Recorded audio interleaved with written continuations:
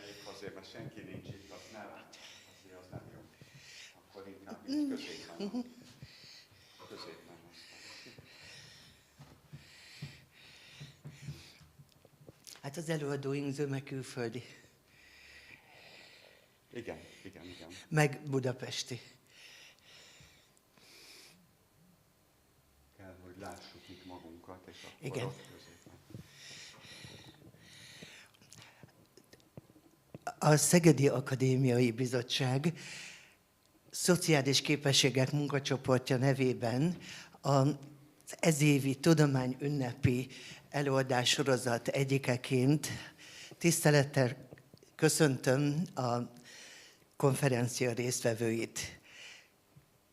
Első előadónk Tódai Attila, a Hittudományi Főiskola tanára.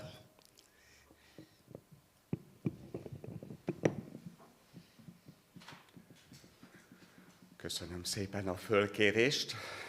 Annyiban pontosítok, ugye, hogy a Gál Ferenc Egyetem teológiai karáról vagyok, de valóban ennek jogelődje az úgynevezett Szegedi Hittudományi Főiskola volt. Ez aztán kiegészült 3 karral, ami itt a Délalföldön van, és így egyfajta katolikus egyetemként működik. Előadásomat angol nyelven tartom meg. Welcome to the conference participants from Szeged. As you can see under my name, I am a professor at the Faculty of Theology of Catholic University. I teach pastoral theology, and at the same time I am currently leading a parish. It means I'm a practicing pastor. The topic of my presentation is to show how we prepare our Christian marriage to those who apply to us for a church wedding. The slogan, which I have written in red, reminds us that it is not a ceremony and a wedding night we must prepare for, but a future together that will hopefully last for decades.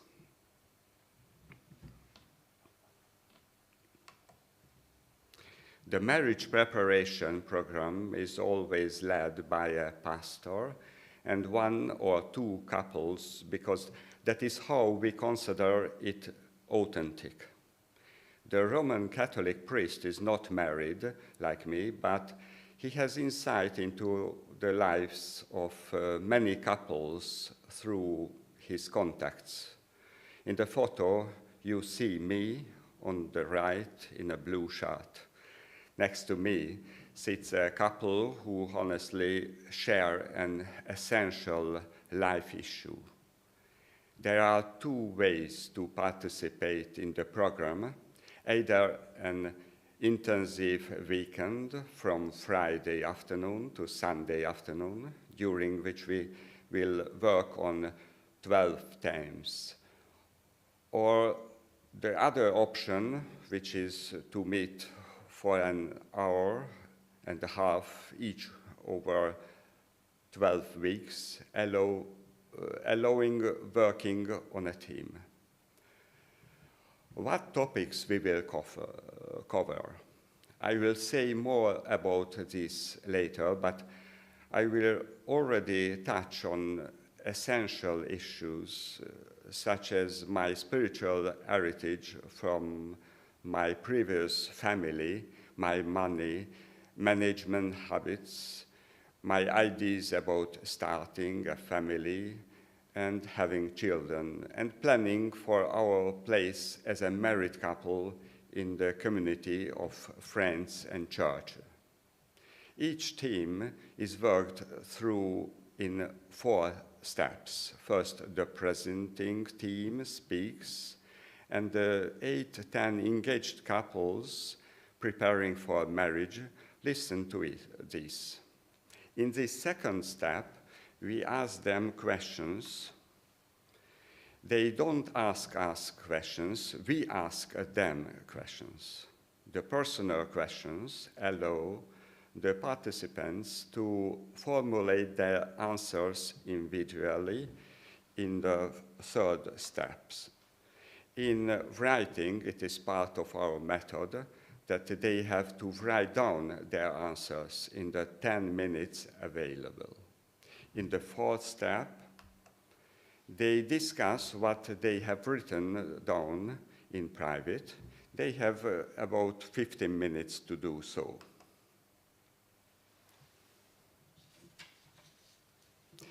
There is no group sharing, but each engaged couple is helped to reflect, formulate, and share their insights. Thus, the program we are presenting here is an opportunity for us to give each other valuable time together. In our method, it is essential that after listening to the couples and the pastor's testimony and teaching, the participants write down their thoughts and then share them with their partner. This method, called dialogue, can be a starting point for deepening communication. I believe that practicing this helps couples. It is the framework we have been discussing so far, but let us look at the specifics of the method. Whatever we talk about has not only a content dimension, but also an emotional one. Emotions should be addressed, even in workplace or street encounters and discussions, but they are particularly important in communication between people who want to know in love with each other. Therefore, we consider it important to become aware of and express our feelings in the framework of our marriage preparation courses.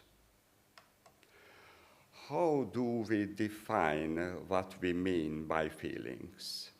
Let us look at the definition of work. It is essential to distinguish between thoughts and feelings, because if my sentence starts like this, it is more of judgment.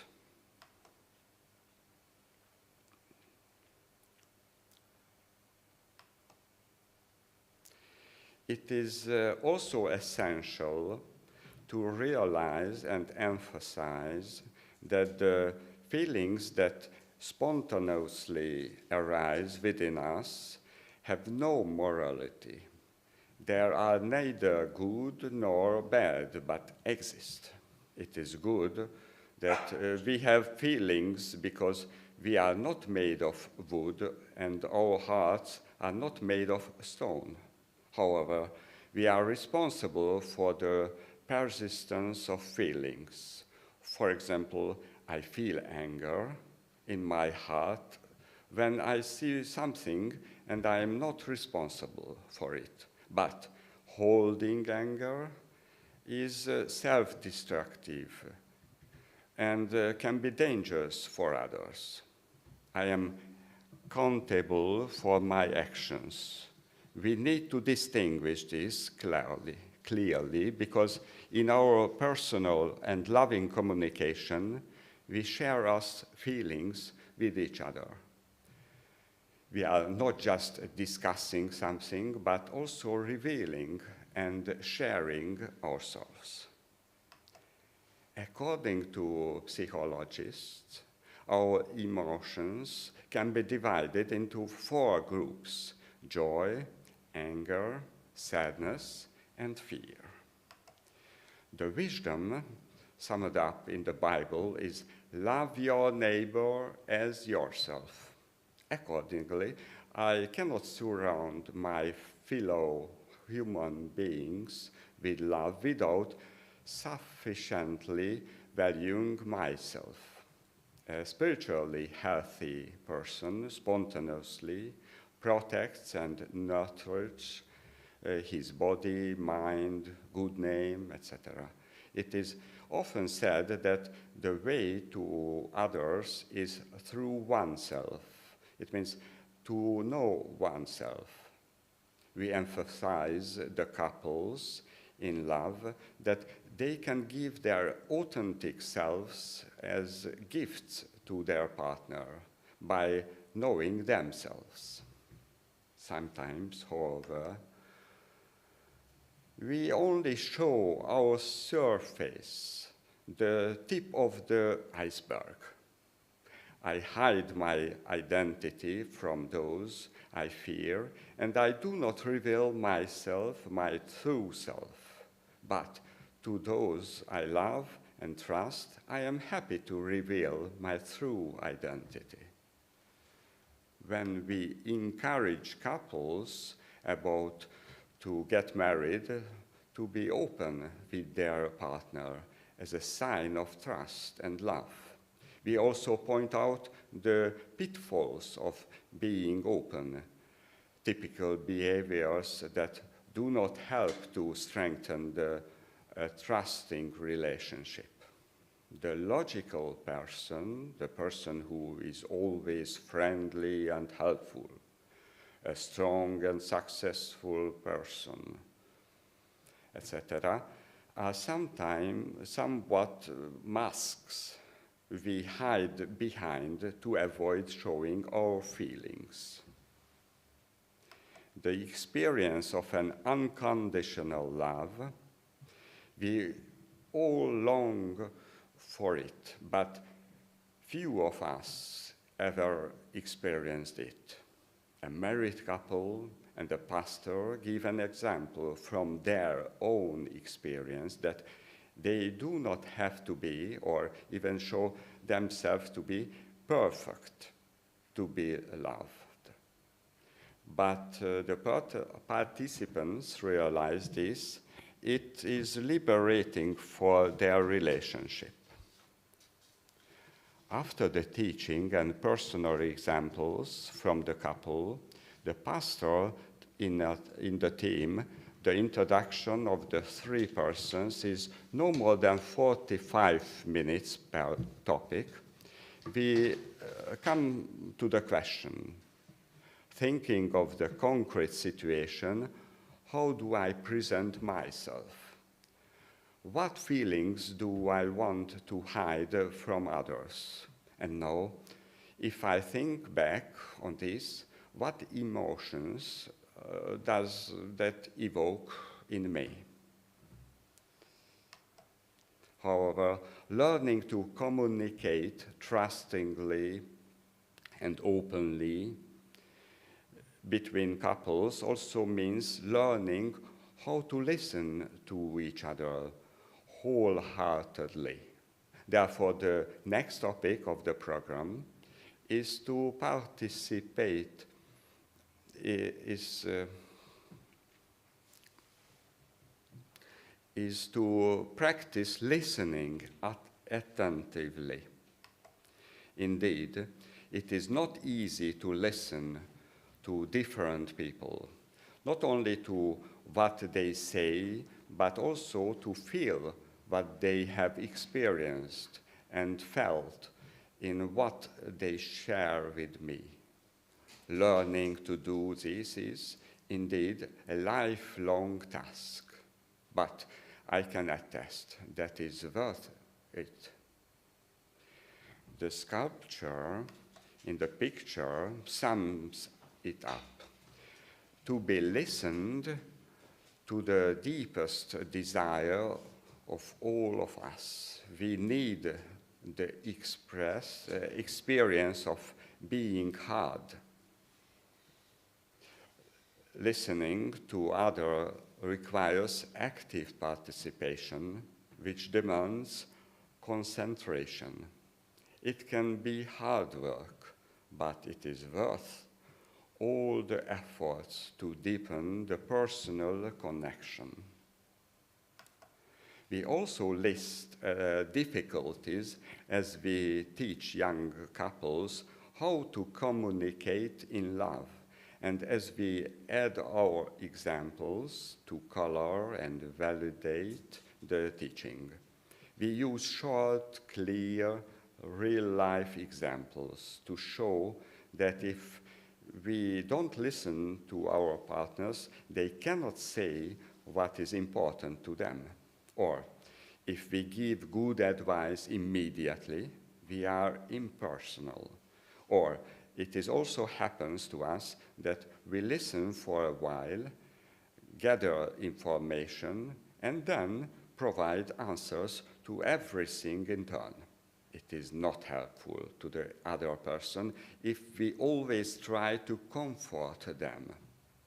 One of us may feel he is talking to the wall because the other listens without interest.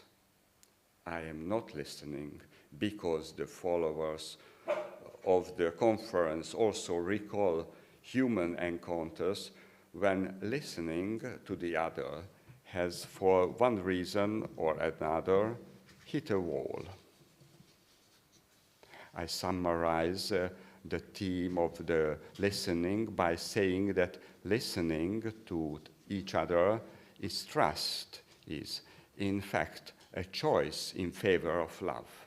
A person who can listen to their partner from the heart shows how much he or she is respected and loved, and his or her fiancé can experience love and acceptance, a gift with listening written in the middle of the picture.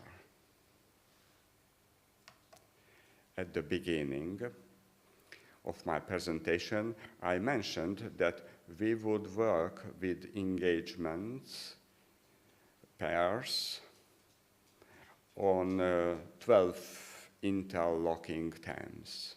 After listening to the introductions, they will be given questions to work on individually in writing. Then, in pairs, they will discuss what they have written about the questions asked. This is the four-step method. The themes I have presented so far are two lines of thoughts.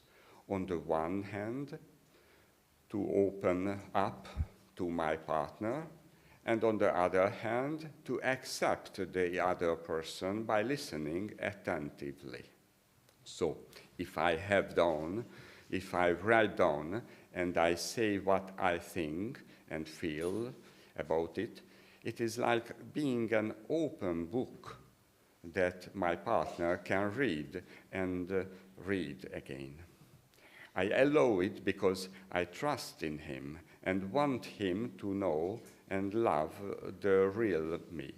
By listening to him, not only to the thoughts, but listening to him, most of all, I accept and even embrace his inner feelings. This attitude makes both me and him vulnerable, but we don't want to hide anything from each other.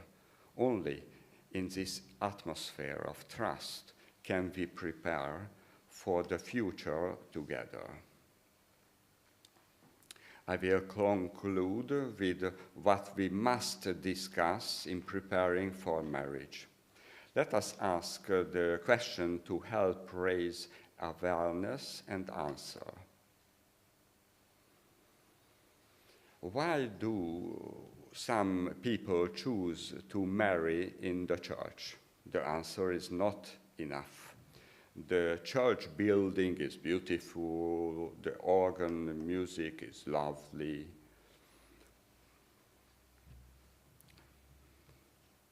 I would compare a marriage in the church to a house based on free will, a conscious decision I used to say as an encouragement to the people entering into marriage, that not only are you who entering into covenant with one another, but God is entering into covenant with you.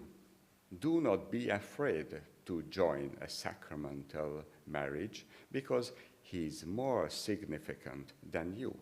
He is the guarantee. Thank you for listening to me.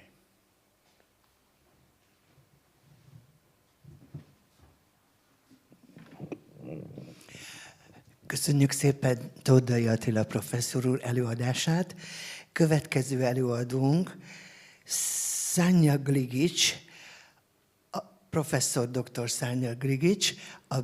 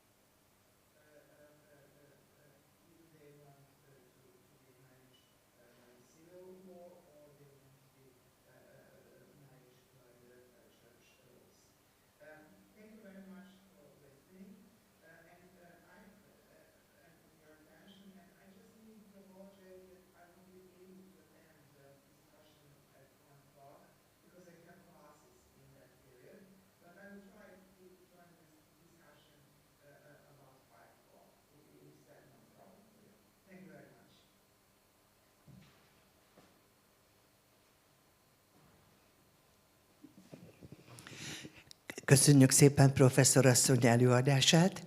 Következő előadónk Gosztonyi Gergely, habilitált egyetemi docens, az ELTE Állam- és Jogtudományi Kar tanára.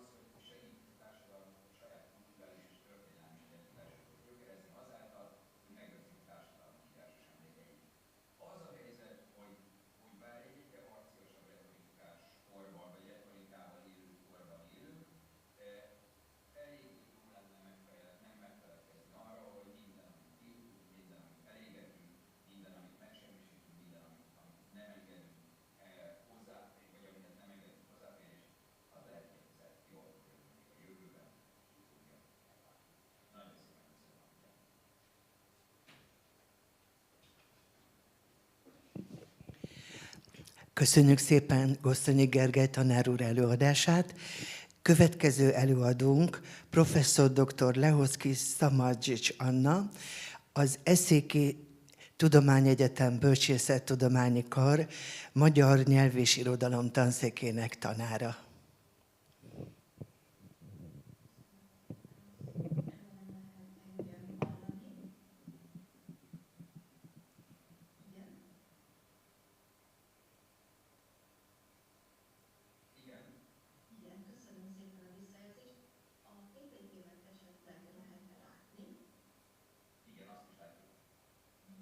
Nagyon szépen köszönöm még egyszer ezt a lehetőséget, és meg a tanár úrnak, hogy igenis részt vehetek.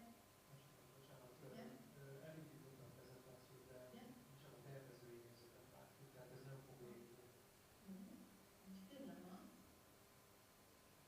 És így? Nagyon továbbra sem.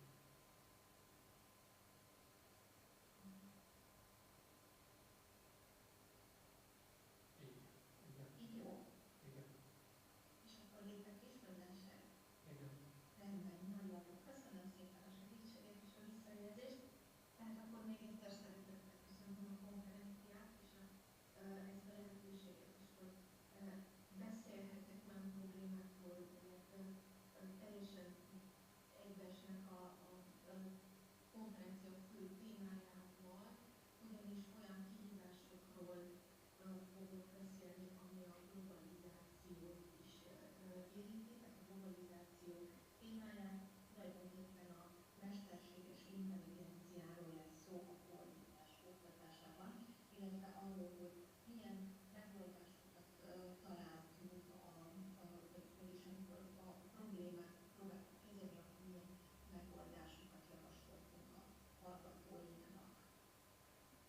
Az előadásomat három fő részbe próbáltam felosztani, tehát a témát magát, elsősorban a mesterséges intelligencia szerepéről, mondjuk egy pár gondolatot a fordításban, majd folytatom a probléma felvázolásával, konkrét példák alapján, illetve olyan lehetőségekről, megoldásokról szólok a végén, amit mi amivel próbáljuk megoldani ezt a helyzetet. Nem fogok történeti áttekintéseket és elméleti háttereket felvázolni, inkább a tisztelt érdeklődőknek ajánlom Jan Győző írásai, illetve eszményét a legújabb kötetében is megjelent a Humán fordító és a gépi fordítás című kötetben a kutatásnak eredményei. Egyre több konferencia, kiadvány is születik a témában, ezért tartottam fontosnak ezt így felvázolni, inkább konkrét példákról, konkrét problémákról szól. A mesterséges intelligencia szinte minden iparágat érint, beleértve a fordítási szolgáltatásokat is. A fordítói eszközök fontosak a területen dolgozó szakemberek számára is, akik a legújabb fordítási technológiákra támaszkodnak. Ezért a fordítás oktatásában is mi a gépi fordítás szerepét azért sokszor hangsúlyozzuk. Mivel a fordítói piac alapkövetelménye többek között a műszaki kompetencia fejlesztése is, és ez nem egy új dolog, ezt régebben is kérték a fordítóktól,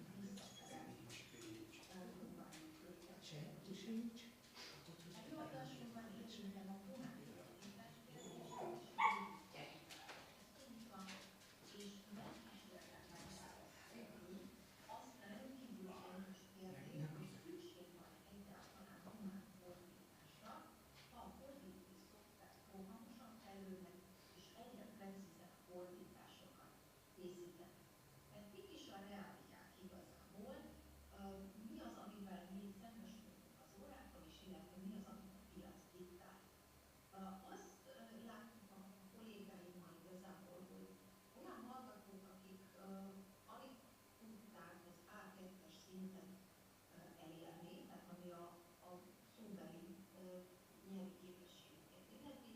Szakfordítás órán bírósági végzéseket, közérdekű jegyzőkönyveket le tudnak fordítani, tehát egyértelműen arra gyanakodtunk, hogy itt van valami gépi támaszés, fordítása a mögötte. Ami nagyon-nagyon fontos, és ezt nem csak én mondom, ezt egyébként a már olvasott szakirodalom alapján is lehet érzékelni, a új fordítás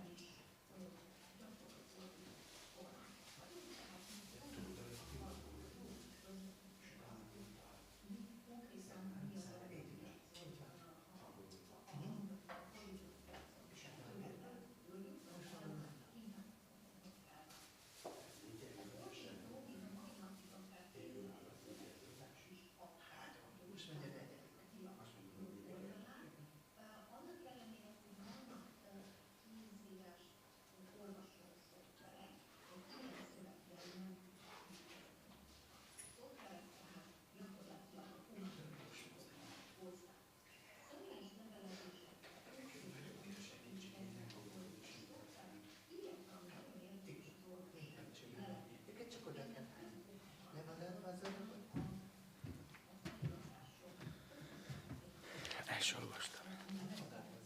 Igen, de nem olvastam el. Beszéld meg vele, hogy mindent csináljon neked.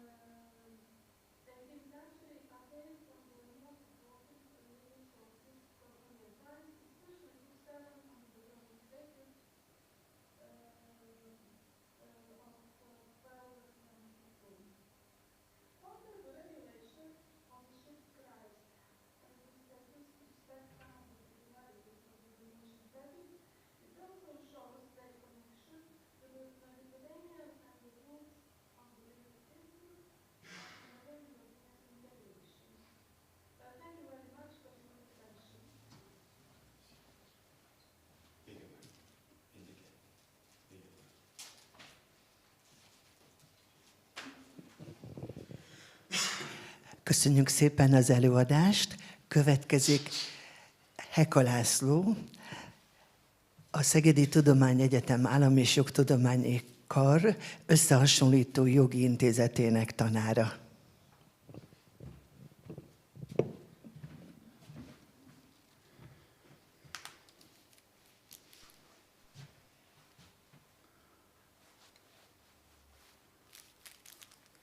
Tisztelt Hölgyeim és Uraim, kedves kollégák! Köszönöm szépen ezt a lehetőséget. Dear colleagues, I give my presentation in Hungarian, but the subtitles of my PPT presentation can be read in English, so everyone can follow it. Mint mondottam, tehát akkor magyar nyelven folytatnám az előadásomat, és akkor azt mondja, hogy el is kezdeném, csak per pillanatban be van fagyva a gépem.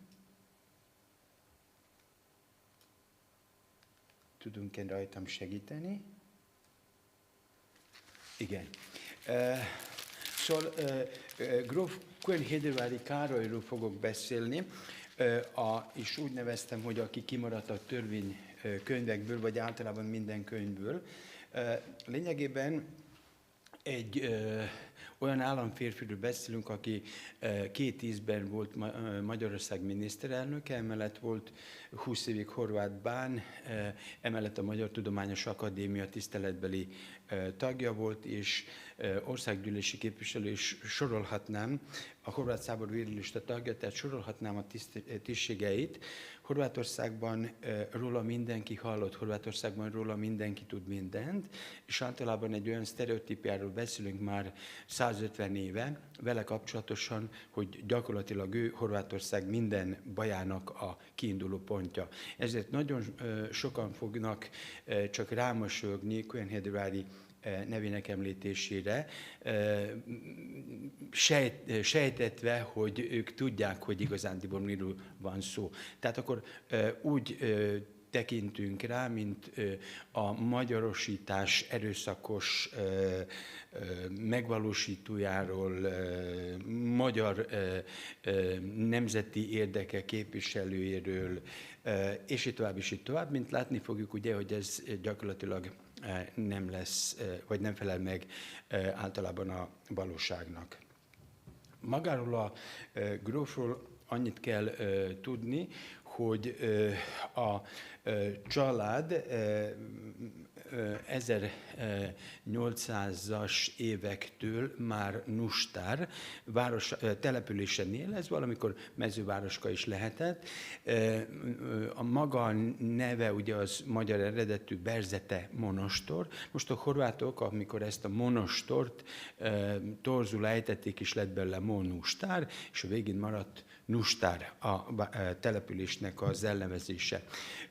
A gróf azonban nem a családi birtokon született, hanem a szülői ekkor a Grafenberg nevű településen házasodtak össze, és ott született az elsőszülött gyermekük Egon, és a másodszülött gyermekük Károly is.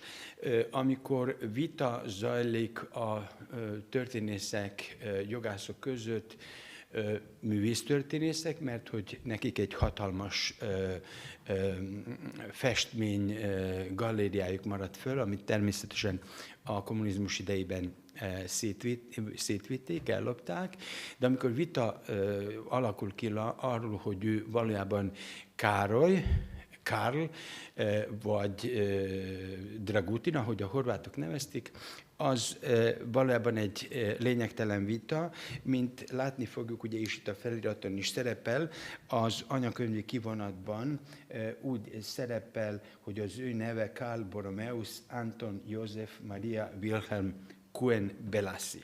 Most ebből a Belassi, ugye családnévből, ez egy régi olasz család, ugyanis Trentino tartományból származik, tehát a Dél-Tirolból, ami ma Olaszország része, és ők összeházasodtak egy Belassi családdal. Most ugye Béla az egy magyar név, és akkor ebből a Belassiból kialakult ez a Bélási is. Gyakorlatilag gyakran úgy említik ők, hogy Kuen Bélási.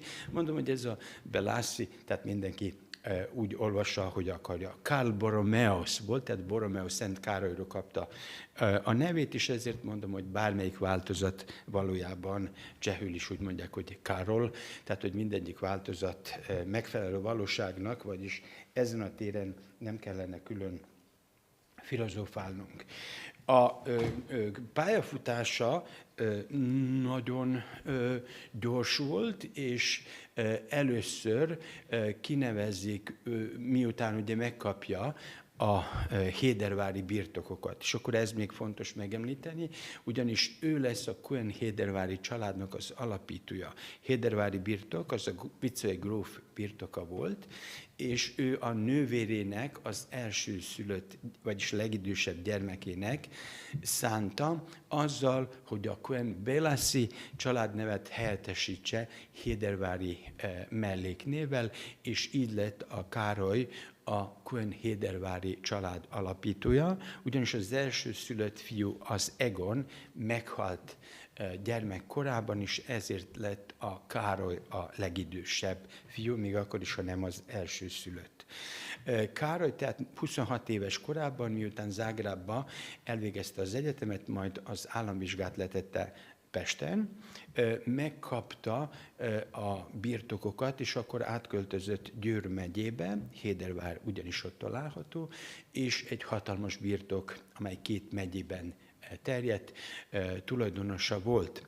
Azonnal megválasztották őt az országgyűlési képviselőnek. Első mandátuma 1875-78-ban a Szabadelvű párt támogatásával, második mandátumát 78-81-ig pedig az Egyesült Ellenzék színeiben. Azt követően megkapta 31 éves korában már a Győr megye főispáni tisztséget, majd mindössze 34 éves korában ő lett a horvát bán. Horvát bán egy magyar zászlós úr volt, aki a nádor, és a országbíró után a harmadik volt, a verbőci tripartituma szerint a rangsorban, és a koronázásnál mindig ő vitte az ország almáját. Itt látunk egy vitráj vagy vitrás, ki hogy ejti, zágrábi székesegyházban, amit Kuen-hédervári adományozott, és ma is ugye található a zágrábi székesegyházon Kuen-hédervári is felesége, ugye Teleki Margit. A báni kinevezés okozott nagyon nagy vihart, Magyarországon is, Horvátország szerte egyaránt. Ezt megelőzően ugyanis Horvátországban egy tömegtüntetés, lázadás következett be, amikor magyar feliratú különböző elhelyezések történtek a pénzügyi intézetekben, és mellette ugye a magyar címerek elhelyezése is, amit a horvátok szétvertek, és úgy, hogy a karhatalmi szerveknek kellett beavatkozni, megszüntették az alkotmányos rendet, és vissza kellett hozni egy tábornokot. Tábornok a horvát-magyar kiegyezés értelmében nem lehetett horvát bán, hanem horvát bán csak polgári személy lett. Ezért Ramberg tábornok, amikor elvégezte a munkát, akkor új bánt akarta kinevezni, és aként, hogy az megfeleljen az alkotmányos előírásoknak. Az alkotmányos előírások pedig, vagyis a törvényi szabályozás azt követelte, hogy a horvát bán született magyar állampolgár legyen, nem volt külön horvát állampolgárság, és ezért volt fontos ez, hogy születéssel szerezze meg az állampolgárságot, vagyis az indigenátus, mint a honosítás, az nem volt elegendő ahhoz, hogy valaki bán lehessen. Másik feltétel volt, hogy katolikus vallású legyen, harmadik feltétel, hogy állandó birtokkal rendelkezzen Horvátország és Szlavónia területén. Akkor még Horvátország nem egy egységes állam volt, hanem két részből áll, Horvátország és Szlavóniából. Nem volt kikötve, hogy milyen nemzetiségű kell, hogy legyen, viszont a vita leginkább arról zajlott, hogy most a horvátok ragaszkodtak, hogy horvát nemzetiségű legyen a bán, a magyar fél pedig ragaszkodott, hogy valaki, aki magyar ajkú legyen, és ha egy mód van rá, akkor Magyarországról származzon, és akkor a Tisza Kálmán, mivel hogy a magyar miniszterelnök jogosítványa volt ajánlani, és ellenjegyzésével megerősíteni a bán kinevezését, végül is Cohen-Hedervári mellett döntött. Ők egyébként teleki grófi családból származó hölgyeknek voltak a férjei, és így módon távoli rokonság is kötötte őket, de ez természetesen nem volt semmilyen beleszólással vagy befolyással a választásba. Mint tudjuk, ugye Tisza Kálmán később bevallotta, hogy ő Cohen-Hedervárit nagy tehetségnek tartotta, és saját belügyminisztert szeretett volna belefaragni, de mint mondotta, 1883-ban Horvátországban olyan helyzet volt, hogy el kellett őt küldeni Horvátországban, hogy ott rendet teremtsen. Nem sokan bíztak abban, hogy ezzel ő sikerrel fog járni. Meglepett mindenkit az a nagy tehetség, amelyet bebizonyított az uralkodása során. Ugyanis az történt, hogy ő úgy érkezett Horvátországban, hogy nem volt tagja egyetlen politikai pártnak sem, tehát sem a Száborban nem volt többsége, amely támogatta volna őt, emellett senki nem állt mögötte. A magyar közvélemény fiatalnak, ismeretlennek, kevésbé rutinosnak tartotta, akit a horvátok, tehát gyakorlatilag azonnal el fognak intézni. Horvátok is ugyanezt a nézetet képviselték, azt úgy nevezték, hogy téli bán, és amikor ő december 1-én megérkezett Zágrába, akkor azt mondták, hogy ez a tavaszt nem fogja elérni, addig el fogjuk mozdítani.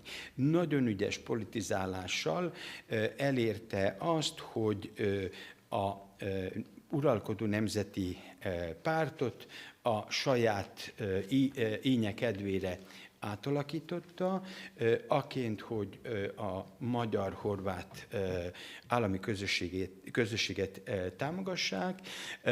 Abszolút többséget tudott biztosítani magának a parlamentbe, és természetesen, mivel hogy 20 évig uralkodott, ugye, mint tudjuk, 2 mandátum után, ha valaki 2-4 évig uralkodik, akkor már úgy tűnik, hogy elmozdíthatatlan. Ő pedig 20 évig teljesítette ezt a bizonyos szolgálatot, és ezért gyakorlatilag minden Horvátországban úgy történt, ahogy ő akarta. Nagyon sok ellensége volt, és ugyanakkor nagyon sok támogatója is volt. Hogy mekkora volt az ő támogatottsága, az bizonyítja leginkább, hogy a Zágráb egyik fő terét, ma Roosevelt tér, valamikor úgy hívták, hogy Cohen-Hedervári tér, vagyis róla nevezték az egyik fő teret, ez a zágrábi jogi kar és a horvát nemzeti színház közötti tér. Eszéken, amit itt az ábrán is látjuk, az a fő tér, a dóm előtti tér, ma úgy hívják, hogy Trg Ante Starčevića, valamikor ez volt a Cohen-Hedervári tér, és Sremska Mitrovica valamikor Horvátország 10. legnagyobb városa volt, ma Szerbiához tartozik, ott is Sava Demeter, ugye Sava Szent Demeter az a neve, ott is az egyik tért, tehát Kuenhederváriról nevezték. Horvátországban egy falut is róla neveztek, és így tovább. Vagyis amikor beszélünk arról, hogy ő mennyire népszerűtlen volt Horvátországban, akkor ez természetesen népszerűtlen volt az politikai ellenfelei között, viszont a támogatottság mindig a parlamentben megvolt neki mindaddig, amíg Horvátországban tartózkodott, vagyis 1903-ig. Két nagy incidense volt Horvátországban, az egyik 1884-ben, a második 1895-ben. Mind a kettő ahhoz kapcsolódik, ugye az első, hogy a Kuenhedervári visszaszolgáltatta azokat a kamarai okiratokat, amelyeket 1848-49-ben Jellasics bán, aki megszállta ugye Budapestet, akkor még Pestet, onnan elvitték a horvát vonatkozású iratokat. Na most Kuenhedervári úgy tekintett, hogy ennek a birtoklása ütközik a joggal, és ő ezeket az iratokat visszaszolgáltatta. A parlamentben, horvát száborban ugye vita alakult ki arról, hogy ő, mint végrehajtó hatalom feje, jogosult volt-e beavatkozni olyan ügyekben, amely csak a törvényhozást tekinti, és akkor hangzott el ez a mondat Kuenhedervári szájáról, hogy hát ő erősen megkérdőjelezi a birtoklásnak a legitimitását. Ezt a horvát ellenzék úgy tekintette, hogy ő hazugnak nevezte az egész szábort, és hogy erősen megsértette az egész horvát nemzetet. Itt a mai horvát historiográfia, beleértve jogtörténetet, ugye Horvátországban jogi komparatisztika, ami nálunk már 20 éve működik Badó Attila professzor úr kezdeményezésére, szegedi részét illetően, tehát jogi komparatisztika, ugye ott még nem foglalt állást ebben a kérdésben, de mi merészkedünk azt állítani, ugye, hogy itt, mint bánt, ekkor állítólag ért sérelem, az valójában a bán megsértése volt, vagy Kuenhedervári személynek a megsértése volt, és hogy egyáltalán történt-e ilyen támadás. Na most a horvátok azt mondták, hogy itt a Kuenhedervári álláspontjával megsértette a szábort, és állítólag akkor történt meg ez az incidens. A jogi vita abból kezdődik, hogy az állítólagos incidens, ha megtörtént-e, akkor azelőtt történt-e meg, mielőtt a szábor elnöke szünetet rendelt el, vagy már a szünet alatt, mert hogy még egy ilyen incidens lesz később Budapesten is, ahol szintén arról fog zajlani a vita, hogy szünet alatt, tehát még a hivatala ellátása során, tehát a hivatali úgymond ténykedés alatt történt-e, vagy azt követően történt-e az incidens. Egy szó mint száz, a horvátok az infámia, vagyis a becsületvesztés intézményét próbálták itt alkalmazni. Ugye? Nálunk ez az első éves, joghallgató első éves tanulmányai során a római jogból mindenki tudja, hogy mi az infámia, vagyis a becsületvesztés, de én tapasztaltam, ugye, hogy vannak sokan, akik nem tudják, hogy mi ez. A becsületvesztés, ugye, verbőci tripartituma is bekerült, olyan személy, aki gyakorlatilag szavahihetőségét elveszítette, és még egy sorú dolgot, hogy most ne soroljam fel, hogy miket, de lényegében ő elveszíti a cselekvőképességét. Tehát, hogy ezt az infámiát, amit még Kitonics János, vagy ahogy horvátok mondják, Ivan Kitonics, 17. században magyarázta, hogy milyen okok kell, hogy felálljanak ahhoz, hogy lehessen alkalmazni ezt az intézményt, de természetesen 19. század végén szó se lehetett róla, hogy ilyen valamit alkalmazzanak, és hogy emiatt valami sérelme történjen a bánnak. A másik dolog, ugye, hogy a cselekvőképességet, ugye, hát ő természetesen nem veszítette el. Ami jobban fáj, jogi ügyvédi praxistól is eltiltották őt. Második incidens az úgynevezett horvát zászló elégetése volt. Itt pedig annyit kell tudnunk, hogy a horvátok a Ferenc József király látogatása során egy piros, fehér és zöld szövetből összevart kis anyagot fölégettek, megégettek. Maga az esemény körülbelül 1 percig tartott. Az egyik egyetemista a zsebéből kiráncigálta ezt a kis anyagot, és akkor fölégették. Zágráb főterén történt, de senki nem látta, mert körül voltak véve egyetemi hallgatókkal. A hír erről nagyon gyorsan elterjedt, és utána a sajtó felfújta, hogy nagyon nagy botránnyá tette. Mire kijöttek a rendőrök, karhatalmi szervek, semmi nyoma nem volt erről az egész eseményről, mint mondottuk, ugye mindössze 1 percig tartott az egész dolog. Később ebből komoly büntető eljárás történt, és a büntető eljárás végén az egyetemisták jelentős részét vagy börtönbüntetése ítélték, vagy a Zágrábi Egyetemről elbocsátották, és csak külföldön tudták folytatni a tanulmányaikat.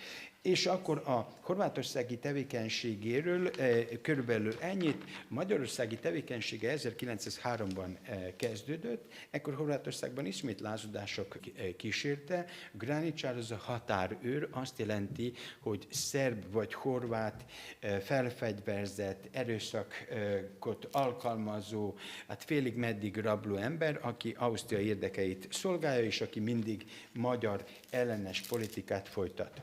Emellett, a vád mellett volt a még ennél súlyosabb vád, az pedig az volt, hogy ő megvesztegette az egyik parlamenti képviselőt.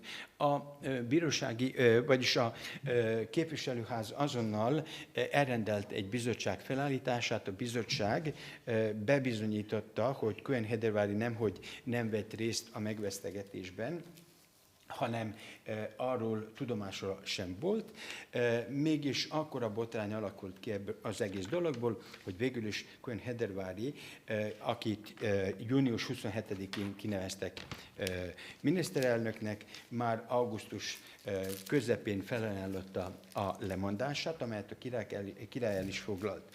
Csak hogy senki nem volt hajlandó átvenni a miniszterelnöki tisztet, és ezért szeptember 22-én ismételten Cohen-Hederváryt nevezi ki miniszterelnöknek, elfogadja a megtiszteltetést, de még aznap érkezik az úgynevezett Hloppi parancs, amelyből egyértelműen kitűnik, hogy a Ferenc Józsefnek semmi terve nincs bármilyen engedményt tenni a hadsereg reformját illetően, és ez valamint egy későbbi Körber osztrák miniszterelnök nyilatkozata teljes mértékben ellehetetlenítik Cohen-Hederváryt abban.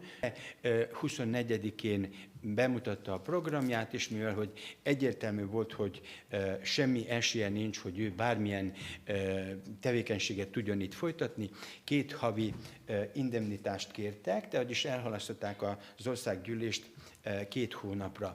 Amikor március 21-én eljött ez az ominózus tárgyalás, akkor őt gyakorlatilag a képviselők nem engedték elmondani a politikai programját, legalább annyit szeretett volna elmondani, hogy a parlamentet felosztja a király, erre se adtak lehetőséget, hanem megdobálták őt, és akkor itt az újságírók, ugye, megjegyezték, hogy tintatartókkal, aktakötegekkel, tehát amit találtak a tárgyalóteremben, azokkal megdobálták.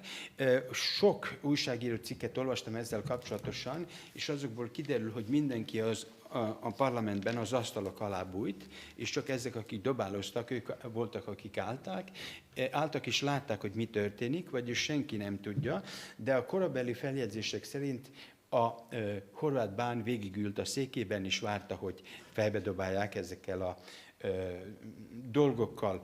Maga a bírósági eljárás 1913-ban zárult, mégpedig úgy, hogy az érintettek 3 személyt 30 nap börtönbüntetéssel sújtották. Miniszterelnökségének a legfontosabb pillére az a PPT, vagyis a PLOS nevű PPT-nek a létrehozása. A katonai reformot viszont nem sikerült neki létrehozni. Zárásként elmondanám csak azt, hogy nagy megtiszteltetés érte Cohen-Hedervárit még a politikai karrierének a végén, tehát az élete utolsó éveiben. 1916-ban ugyanis a boldog, vagyis az utolsó magyar király, ugye koronázásnál Budapesten ő volt a királynak a megbízottja, és így módon tehát a Habsburgok, tehát végig kitartottak Cohen-Hedervári mellett. Zárásként elmondom, hogy ahogy Horvátországban mindenki tud Cohen-Hederváriról, Magyarországon az ő neve általában kevésbé ismert, sőt, mondhatni, hogy nem is ismert. Ugye még a gimnáziumi könyvekből is kimarad a neve, és engem ez föltétlenül érdekelt, hogy miért történhetett ez meg. És akkor itt látjuk, ugye, hogy ő volt az országos levéltárnak az egyik fontos pillére, itt van kiírva a Cohen-Hedervári név. Ez az egyik ritka emlék, ami még Cohen-Hedervárira utal, ugyanis Hederváron, ahol minden az övéké volt, ott egy utca, 24 utca közül egy utca, egy tér, egy park, semmi nem viseli az ő nevét, és ez föltétlenül érdekelt engem, hogy valójában mi történhet e mögött, és akkor főleg annak tudatában, hogy 1940-ben megjelent egy könyv, Kornitzer Béla könyve, ahol legtekintélyesebb magyar családok között, apák és fiúk között kiemelik Cohen-Hedervári Károlyt és a idősebbet és a fiát, ugye az ifjabb Károlyt. És akkor rájöttem arra, hogy valójában ugye mint grófi származása miatt 45 után nyilvánvalóan nem volt kívánatos. Az ő fia Sándor volt a magyar diplomácia egyik létrehozója, ő még osztrák-magyar monarchia idejében is az volt, és később ugye állandó külügyminiszter helyettese volt, és 1945-ben elvették tőlük az összes vagyonukat, amiük volt, 2 megyében, több mint 10 falu volt az ő birtokuk, mindent elvették, és vélhetően ez lett az egyik ok, ugye, hogy grófi származások miatt. Sándornak a házába egy szovjet tábornokot úgymond telepítettek be, mégpedig a hálószobáját vették el tőle, és oda telepítették meg. Sándorról tudjuk, hogy 1945. szeptember 10-én az újságok megírják, hogy öngyilkos lett. Rossz nyelvek szerint még után látták élni, de valójában csak 1 évvel később találták meg a testét, Dunába. A családból senki nem hitte el, hogy ő öngyilkos lett. A második fiú, a ifjabb Károly, ő pedig a Magyar Mezőgazdasági Kamara elnöke volt, a Főrendek házának jegyzője, állandó tagja, az ország egyik leggazdagabb embere volt, ő pedig, és ezt egy doktori értekezésnek köszönhetően tudjuk meg, őt pedig meggyanúsították 1956-os mozgalomba való részvétel miatt.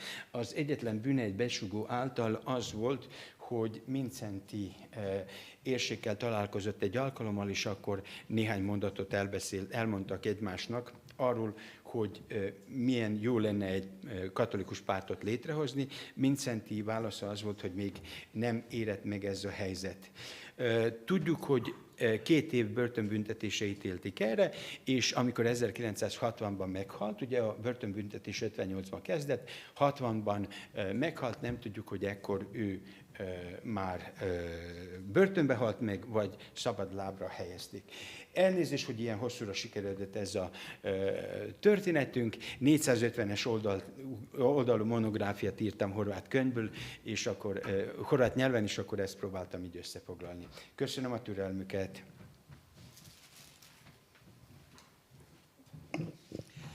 Köszönjük szépen Heka László előadását. Következik Pétervári Máté, a Szegedi Tudományegyetem Állam- és Jogtudományi Kartanára.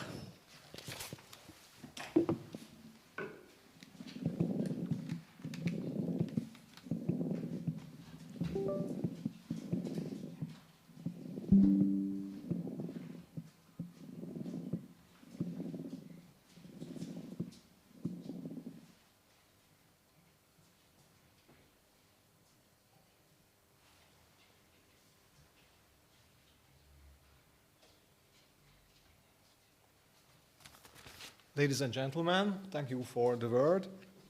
My name is Máté Pétervári. I am a senior lecturer in University of Szeged at the Department of Hungarian Legal History. Firstly, I would like to thank the organizers for the great conference.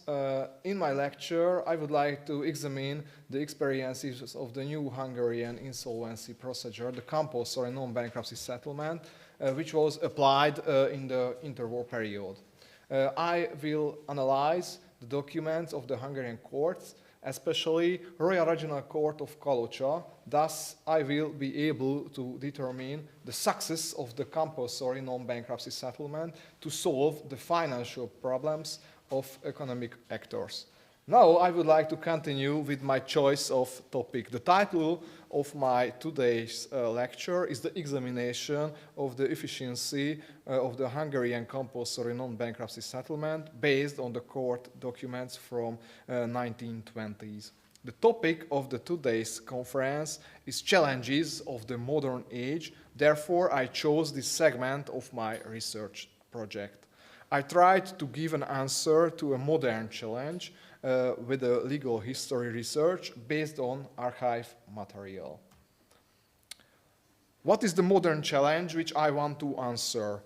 After the political transformation in 1989, the Hungarian political elite rebuilt the capitalism in Hungary after the socialist economy.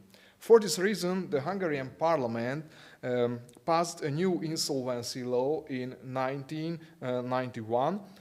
Hungarian insolvency law included 2 different procedures, bankruptcy procedure and liquidation. Now, the aim of liquidation is to divide the bankruptcy estate among creditors. Earlier, it was the bankruptcy law in Hungary until the Second World War. And now, the bankruptcy procedure is a reorganization process, and the goal of this procedure to reorganize the insolvent economic actors. The debtor can make an agreement with creditors, thus it can continue its economic working. The creditors can give an extension of time for pay, or they can remit a given part of their claims. This law was modified many times. Therefore, now it is very long, very detailed, and very complicated, and it does not function appropriately. For this reason, the Hungarian government determined to recodify the Hungarian insolvency law in a government decision in 2024. And the main goal of the Hungarian government is the renewing of the reorganization process. Why does the government want to renew the reorganization process? What is the problem with this procedure? On this slide, we can see statistics about today's bankruptcy procedure. I examined the last 5 years. We can see that this procedure was very rarely in Hungary in the last 5 years. only 100 processes yearly in the whole country. And the successful processes were also not too much, around 10% of the total cases. What is my research topic? I would like to focus the characteristics of the compulsory non-bankruptcy settlement in the judicial practice of the Royal Regional Court of Kalocsa. Kalocsa was a small town with 12,000 inhabitants in 1920s, but it was a significant community due to its cultural role. This city was the residence of one of Hungarian archbishops. For this reason, Kalocsa received the rank of the city with elected council in the Hungarian public administration system, and it had royal regional court. The city is situated in Pest-Pilis-Solt-Kiskun county in central Hungary. We can see on this map with green frame. And we can see within the red frame the most famous Hungarian city, the capital, Budapest. We can say that Kalocsa is situated near Budapest. I would like to continue with the Royal Regional Court of Kalocsa. We can see the Hungarian jurisdictional structure of this age on this illustration. We can see the Royal Regional Court within the green frame. The Royal Regional Court was the second level in the Hungarian jurisdictional system, but it was the first instance in the compulsory non-bankruptcy settlement procedure. I chose the Royal Regional Court of Kalocsa because the documents of this court survived fully, thus we can examine the efficiency of the legal regulation and the quantities of these cases. For this reason, I chose these sources between 1915 and 1929 for my research. The start year 1915 was given because this procedure was introduced in Hungary in this year. This diagram shows the first result of my research because we can see the amounts of the compulsory non-bankruptcy settlement and bankruptcy procedure. The main element of my lecture is the green color. This is the number of the compulsory non-bankruptcy settlement. We can easily read the most important tendency. The compulsory non-bankruptcy settlement was very often in this period, more often than now, the reorganization process.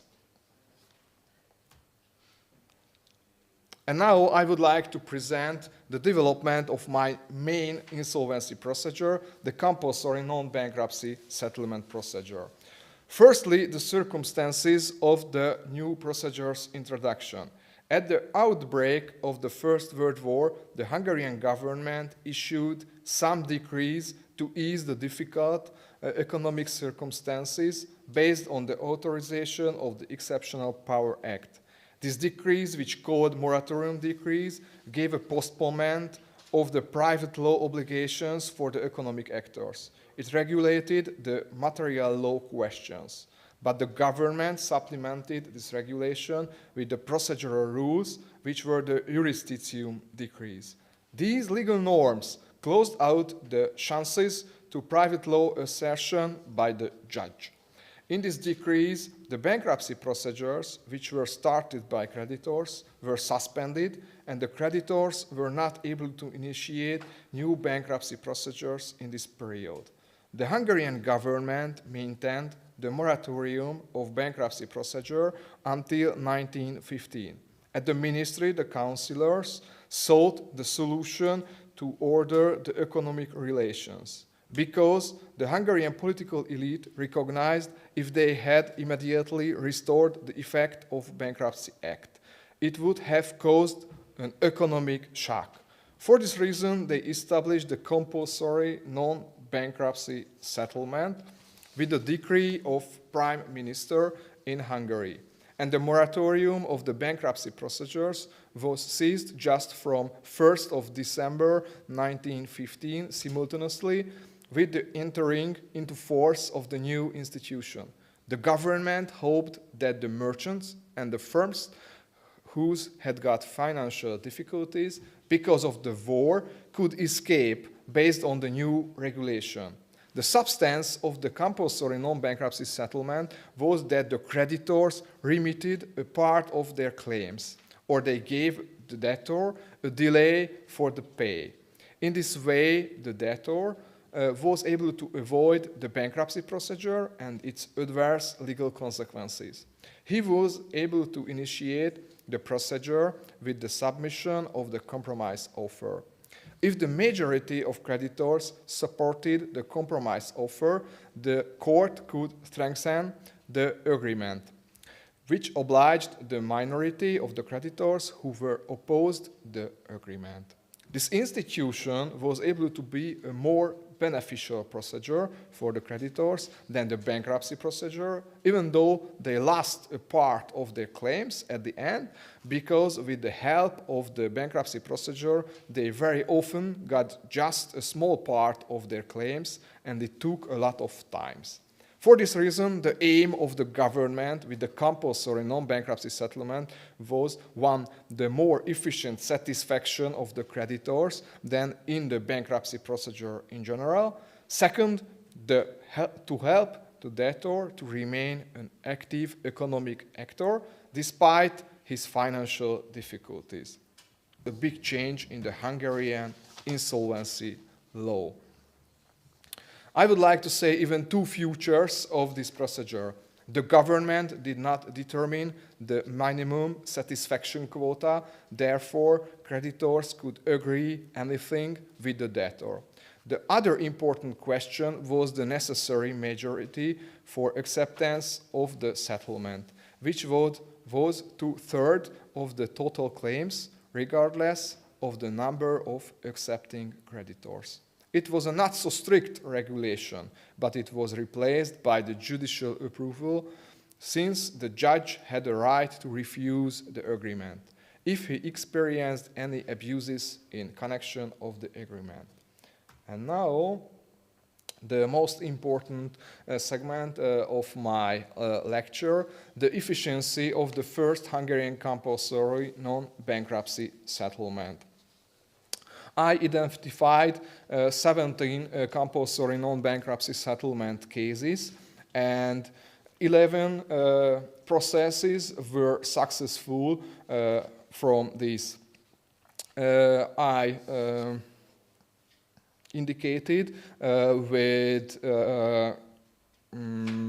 red color the unsuccessful procedures, and with blue color the successful procedures. It is very good. The more than the half was successful among the procedures. On this slide, I would like to present the second Hungarian regulation about the compulsory non-bankruptcy settlement. Firstly, the circumstances of the procedure's modification. In the first half of the 1920s, the economic crisis ran through Central and Eastern Europe.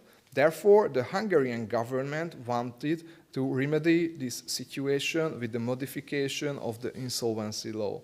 It wished making the trust of investors stronger with this instrument, in addition to the introduction of the new money.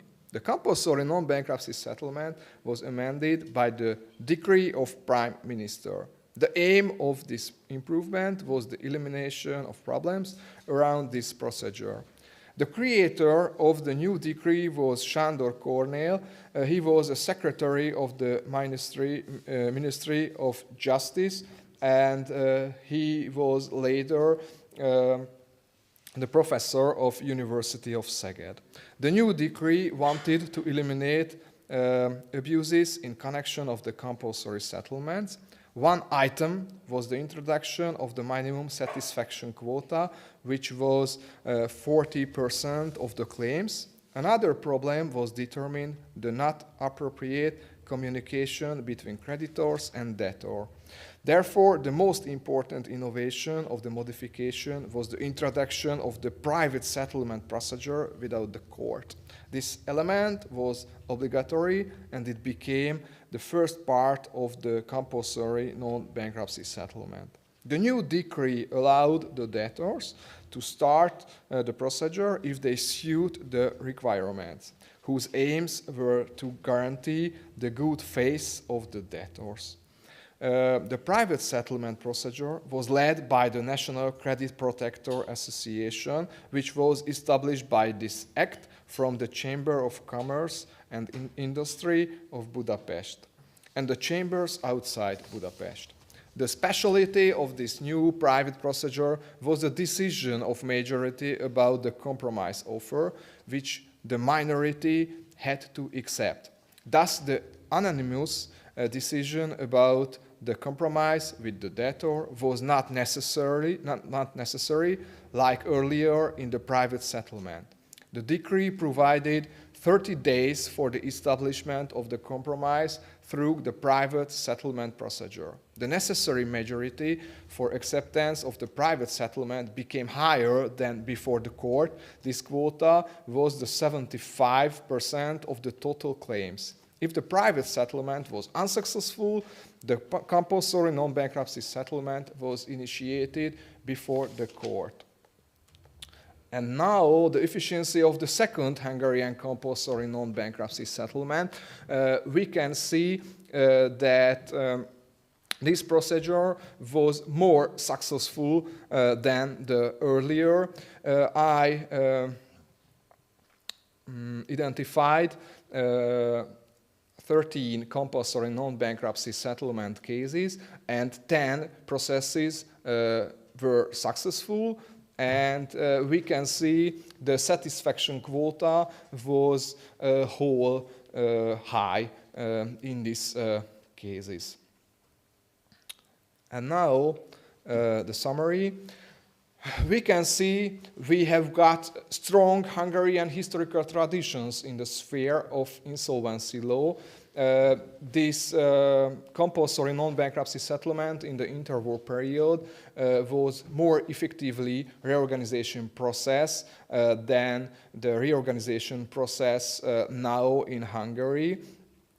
And this reorganization process worked in the Hungarian society earlier. Therefore, I think the Hungarian legislative should follow this model for the legislation because it is a very good Hungarian historical tradition, and the legislative can lean to this tradition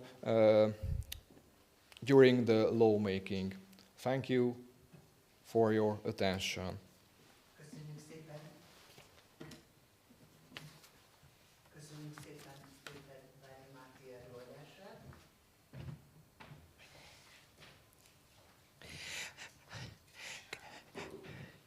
Következik Képes Imre, az Eötvös Loránd Tudományegyetem Állami és Jogtudományi Kar tanára.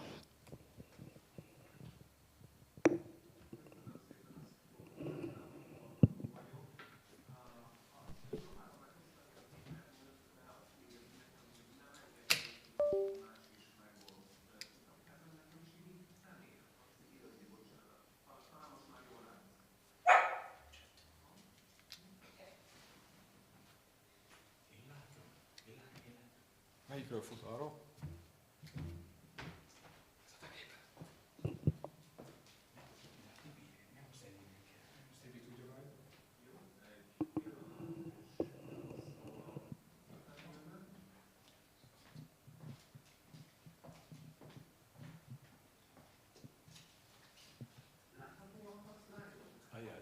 Igen.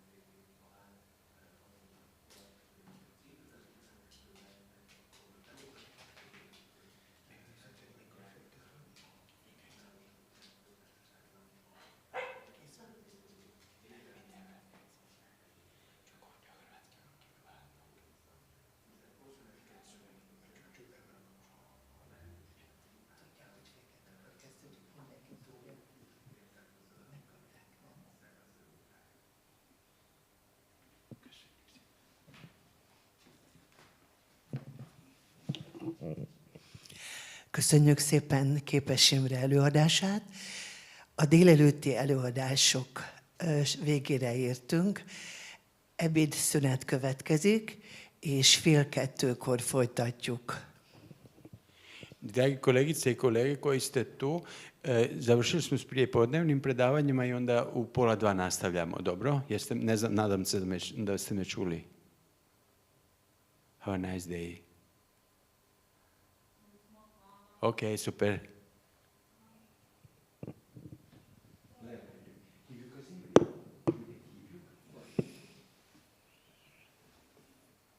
Innen tudunk, az Imre elment már? Imre elmentél már?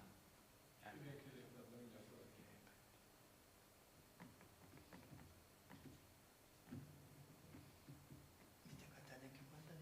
Tessék, hívom. Beszélsz vele? De hát nem tudom, mit kell mondani.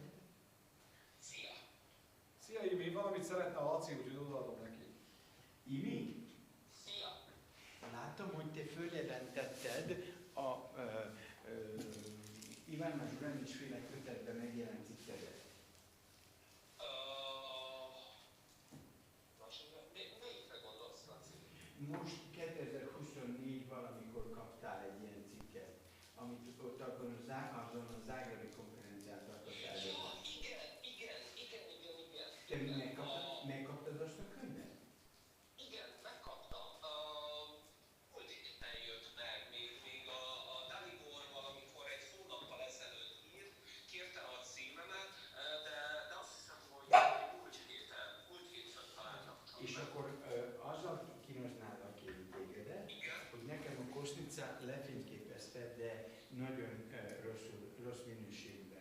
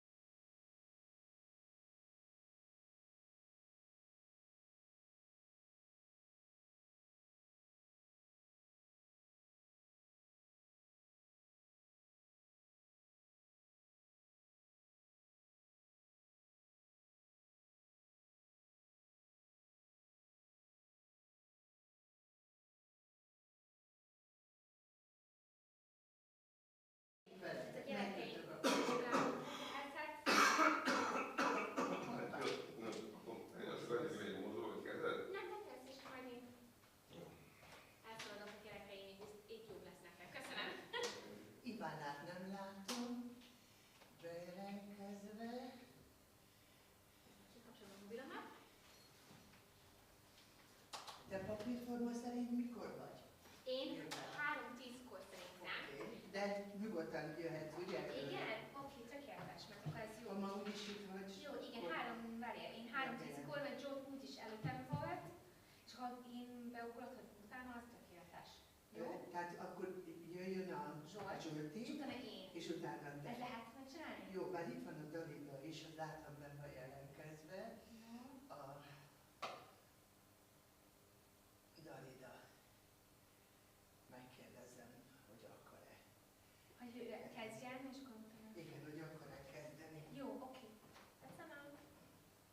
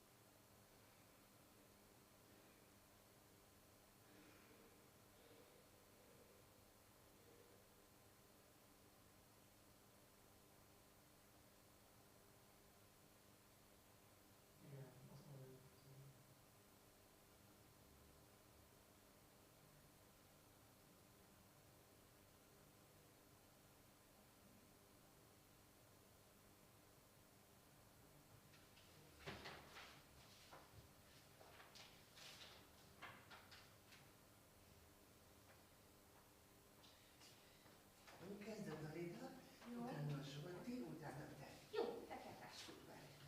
Csak nincs mikrofonom. Ritosza. A Riakai Tudomány Egyetem professzor.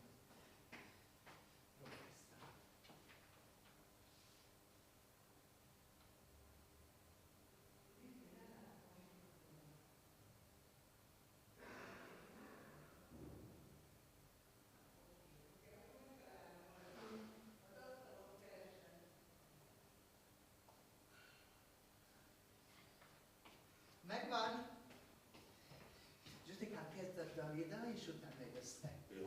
Neked van kivetíteni? Nem, valami? nincsen, ez papírról Oké, beszélek. semmi gond, tökéletes. Zajnak van egy dolga, hogy kell megkapcsolni.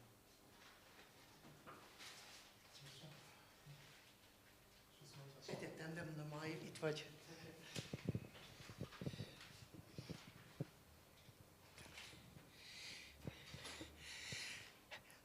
Tisztelettel köszöntünk minden kedves résztvevőt a Szegedi Akadémiai Bizottság tudomány ünnepi programján, a Szociális Képességek munkacsoport rendezvényén. Délutáni előadásaink sorát megkezdjük. Első előadónk Dalida Ritosza, a Riekai Jogi Egyetemnek a professzora.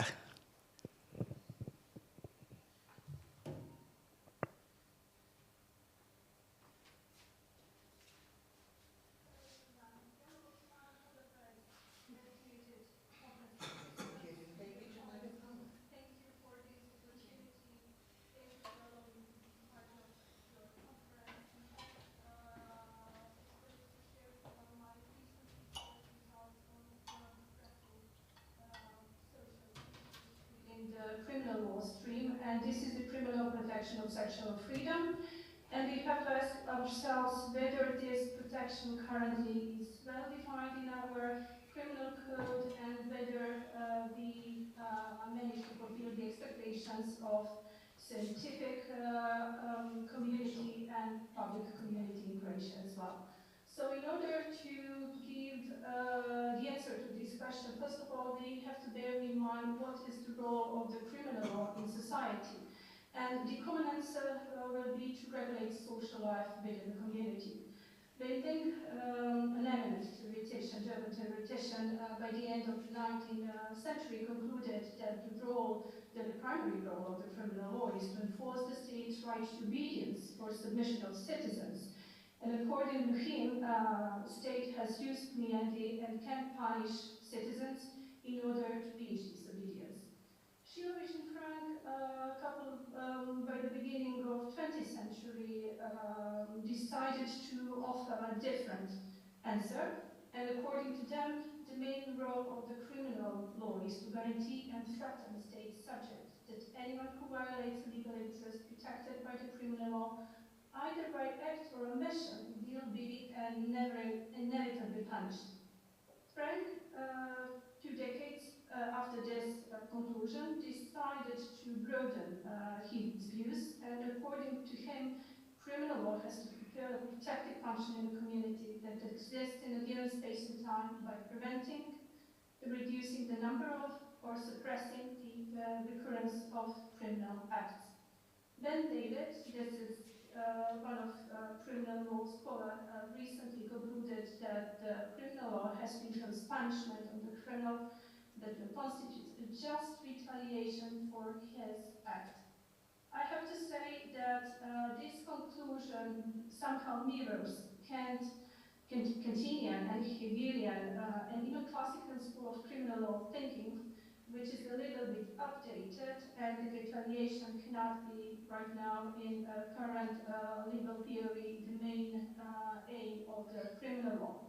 In order to give the summary of all those answers, we can conclude that the main role of criminal violation, the criminal zone composed of the most serious punishable behaviors of citizens, is defined.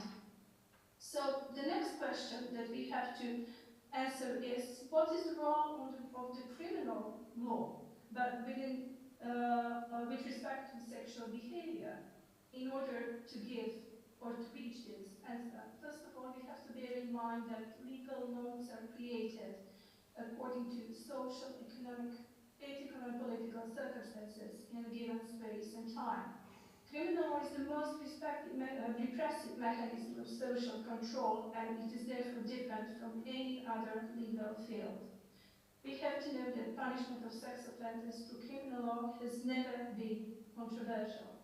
It was even accepted in time of Hammurabi, because criminal law represents a limitation of certain rights and freedoms, and even in that time, although we didn't have this notion, definitely the punishment will, reach its aim with respect of trying to ask someone to give certain monetary enumeration, or even to be left without his or her freedoms, personal freedoms, or to be subjected to final death sentence. In order to see the criminal law as a means to protect sexual freedoms, first of all, we have to think about the level of limitations of those rights and freedoms as we think about them right now. And there is a common understanding that with this kind of limitation, we can reach desirable, good, impeccable, normal, and acceptable behavior within the sphere of sexuality. And the common theoretical conclusion is that the weaker the ethical norms as regulators of human behavior, the stronger the need for coercive legal norms to protect society.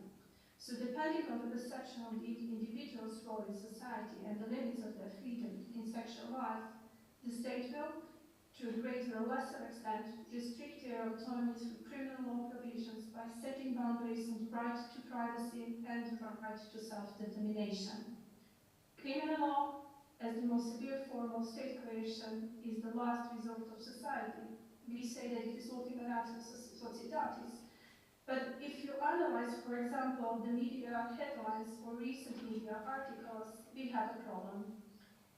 The issue of penal populism is present in our society, and according to citizen perception, any unacceptable behavior within the state, within Croatia, right now, has to be punished by certain sanctions.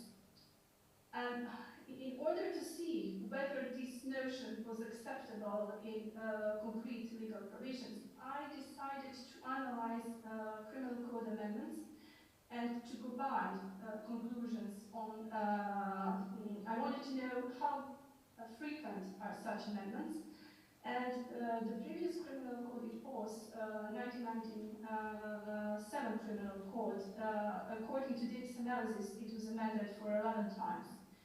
The 2030 criminal code already reached, it was accepted in 2013 criminal code.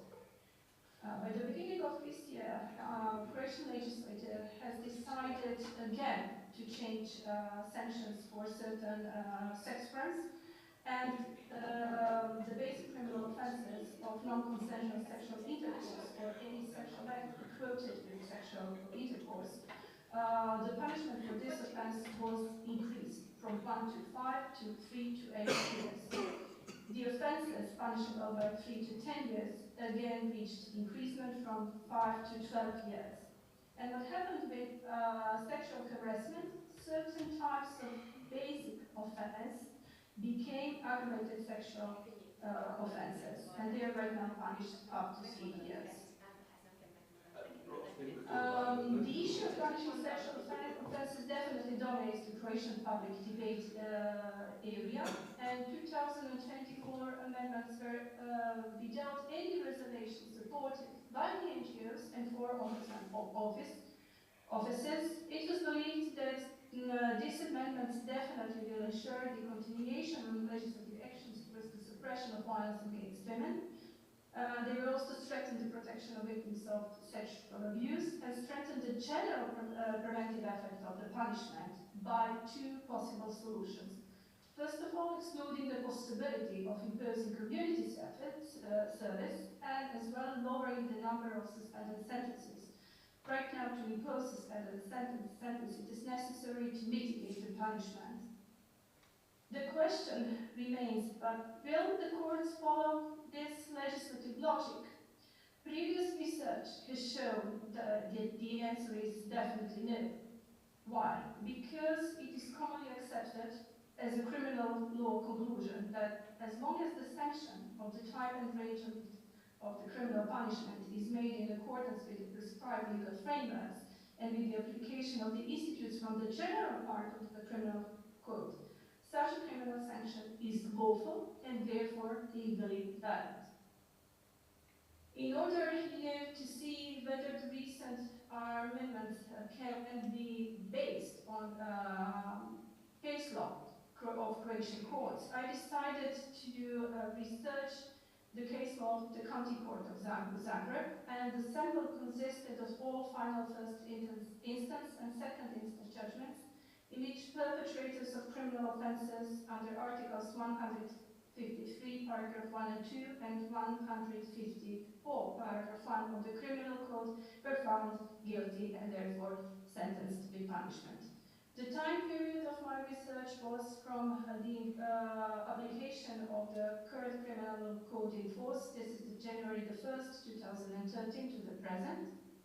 And what I discovered is shown on the slides in front of you, First of all, we can see that we had only 6 cases, and in most cases, what happened is that offenders were sentenced not only for 1 criminal offense, but for 2 or even for greater number.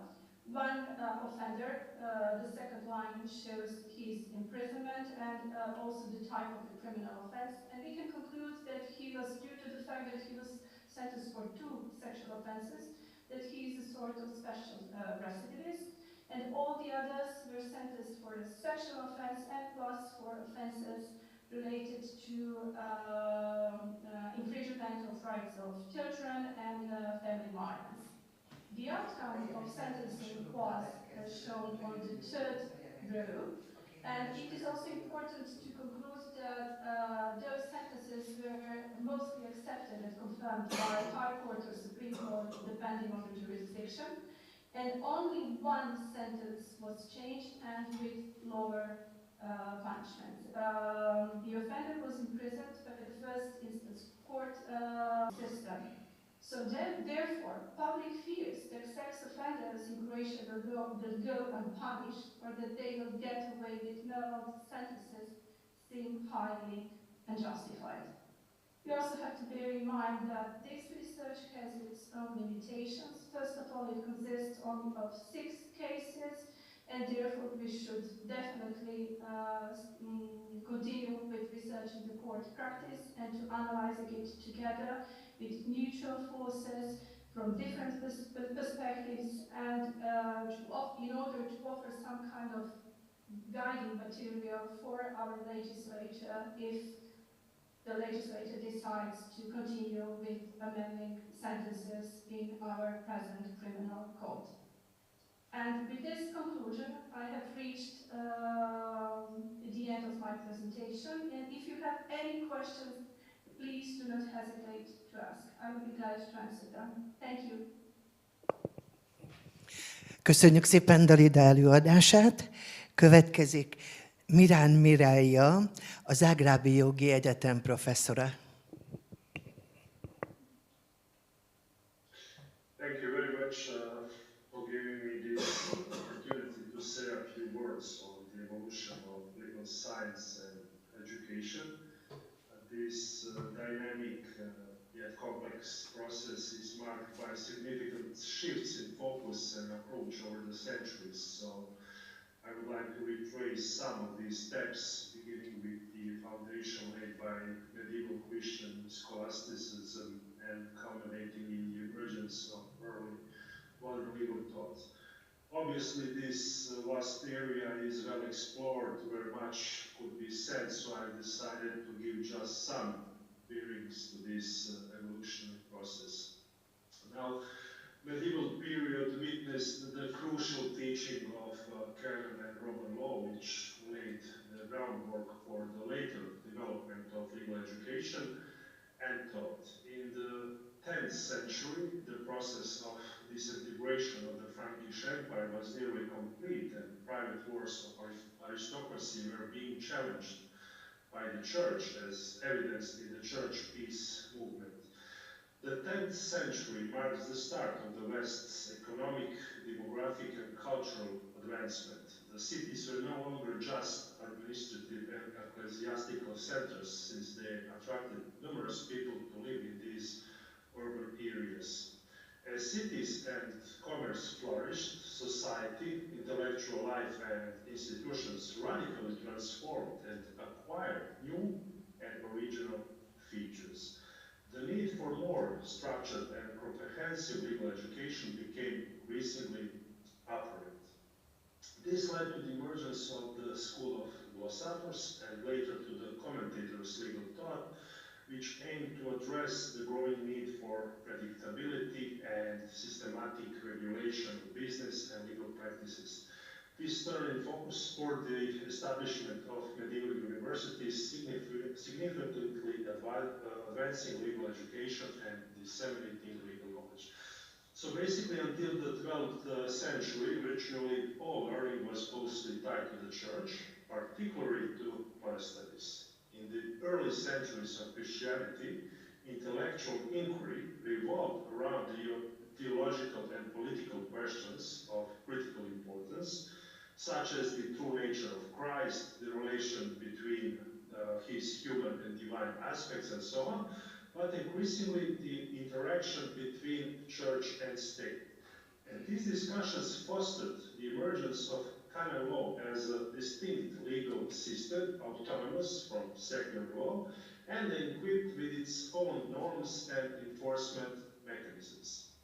It must be noted that some prominent early church leaders, such as St. Ambrose or Pope Gregory I, brought their legal expertise from their roles as imperial officials into their ecclesiastical positions, merging Roman legal principles with Christian doctrine.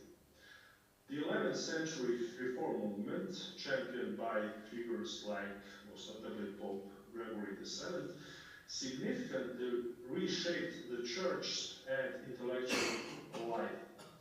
Gregory's Dictatus Papae and the broader Gregorian reforms revitalized the church and sparked an effort to organize ecclesiastical knowledge.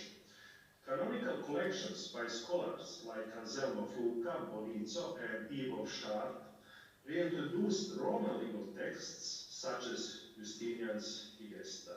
It was probably Eve who was behind the collection known as Britannica, which included numerous passages from the Gesta, while also providing us several criteria to reconcile the discordance between canons.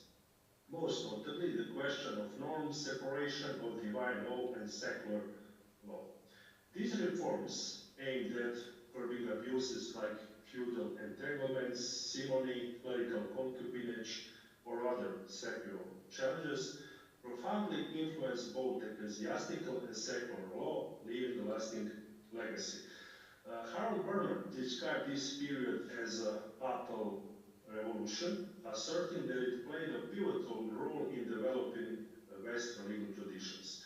So the 11th and 12th centuries saw a remarkable wave of social and institutional innovations, including church reforms, population growth, new agricultural methods, the revival of trade, the emergence of urban centers, and the transformation of feudal relationship.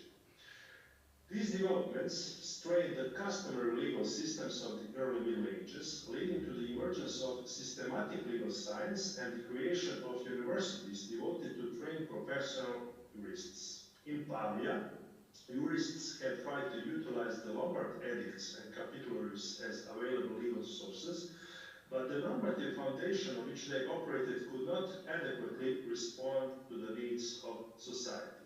Therefore, the necessity for a legal framework adequately responding to new demands led to the revival and adoption of Justinian corpus. The new legal science was first developed in a single center of studies founded in Bologna and adopted in numerous other Italian and European universities. The University of Bologna became a center for legal scholarship where figures like Generius revived Roman law. The glossators of Bologna carefully analyzed these texts, producing thousands of annotations or glossae to clarify meanings, reconcile contradictions, and adapt ancient norms to ongoing legal issues, resulting in the end with a Curtius Magna Glossa. Now, this legacy was carried forward by post-glossators or commentators who re-examined traditional interpretations of Roman law with focus on practical application. Such scholars, such as also Revigny and Belpech in Orléans, should be mentioned since they pioneered a new method of analysis linking the Roman legal principles to contemporary legal cases and integrating customary and public law into their studies. Italian jurists like Cyrus of Pistoia refined these methods, thus transforming legal education by blending textual analysis case studies and resolving contradictions in legal sources. However, all this was possible due to the intellectual advancement based on the rediscovery of Aristotle, whose systematic approach inspired efforts to harmonize the legal interpretations and establish what the commentators called a common opinion of teachers. The commentators expanded their scope to address ongoing needs, adapting Roman law to the realities of their time. This adaptability, combined with the growing demand for educated jurists by cities, feudal lords, and rulers, laid the groundwork for integrating law into emerging states' administrative and judicial fabric, shaping the modern European legal tradition. The 4 centuries of the medieval period within this cycle from the 12th to the 15th centuries are referred as a classical age of the jus commune, as this was the time during which, in both civil and canon law, a new direction in mythology was founded. The medieval legal traditions thus gave way to a new era of legal thought, marked by the emergence of the French elegant school of law and the school of natural law. These developments symbolized a shift toward a more rational and naturalistic understanding of the law, with a growing emphasis on the earthly and voluntary aspects of legal explanation and understanding. In this new political landscape, rulers transitioned from a mere representatives of the feudal class to the embodiment of the nation itself. European rulers of the time increasingly justified their authority using Roman and canonical governance concepts, lending their power a sense of legal and historical legitimacy. In this period, notable innovations emerged in the reception and teaching of Roman law. Roman law began to be studied in Italy and across Western Europe, expanding its influence beyond its traditional heartland. However, scholars searched further than just corpus and the glosses, seeking to understand the nature of classical Roman law before the advent of Christianity, particularly during the first 3 centuries. Law was no longer seen as merely a bare norm. Instead, it was studied as a living entity that it evolved in response to the realities of life. This perspective emphasized the development of legal norms concerning their social and historical context and questioning how fragments of the corpus fit into broader legal tradition. Philosophical and literary insights further enriched this understanding, contributing to the birth of historical method and more scientific approach to legal study. So the elegant school distinguished itself through a meticulous textual analysis of legal sources, adopting a historical method to understand the evolution of law. It also demonstrated a notable interest in studying and systematizing domestic law, bridging local tradition with broader European legal frameworks. This approach blended scholarly rigor with political utility, aligning it with the centralizing ambitions of monarchies across Europe. Now, the 30 Years' War marked a turning point in European international relations, shattering the notion that these relations were grounded in Christian unity. The concept of absolute state sovereignty was increasingly problematic, undermining the possibility of stable and cooperative interstate relations. And these challenges were laid the ground for the emergence of the School of Natural Law, a philosophical movement that blended moral and political philosophy to address these issues. Grotius, a prominent thinker of the 17th century, advanced the radical idea that the natural law exists independently of divine will, encapsulated in his famous yet often misquoted phrase that even if we were to permit that God does not exist in his prolegomena. However, the inevitable secularization and rationalization of the law in the forthcoming centuries did not entirely erase the influence of theological underpinnings of the medieval legal thought. The legal landscape began to undergo profound transformations, gradually shifting towards a more modern understanding of the law. Grotius and other modern legal theorists were instrumental in this transition, since their method was not merely descriptive, but aimed to provide a critical perspective on existing legal practices. For example, Christian Wolff was one of the first scholars to suggest a distinct doctrine of natural rights and to elaborate on the concept of natural law, which would later be a foundation for modern human rights framework. Additionally, Grotius and later scholars such as Buchner and Platon tended to distance themselves from Aristotelian scholastic tradition, signaling a shift toward a modern critical and reformist approach to the law, and emphasizing a more secular understanding of natural law distinct from divine law. This leads to the conclusion that medieval legal traditions, while foundational, were gradually replaced by a new paradigm of legal thought that was more attuned to the realities of the early modern world, with a greater emphasis on reason, natural law, and the voluntary aspects of law and governance. And to conclude, the transition from medieval to early modern legal thought is symbolically illustrated through the work of Grotius, who reinterpreted the ideas of St. Thomas Aquinas and was thus referred by some modern scholars as the last scholastic. While using the same sources as Aquinas, that is, eternal, divine, and natural law, Grotius was at the same time moving away from the medieval emphasis on eternal and divine, and instead focusing on the earthly and voluntary, thus affirming rationality within naturalism. The continued emphasis on dividing sources of law into eternal, divine, and natural law indicates a persistent need to ground legal understanding in metaphysical and theological considerations. Hence, some modern scholars see the emergence of the French elegant school of law and the school of natural law as an attempt to reconcile the tensions between the old and the new, rather than a revolutionary shift towards some more secularized and rationalized approach that completely disregarded scholastic teaching as well as philosophers and commentators' school of legal thought. Thank you very much.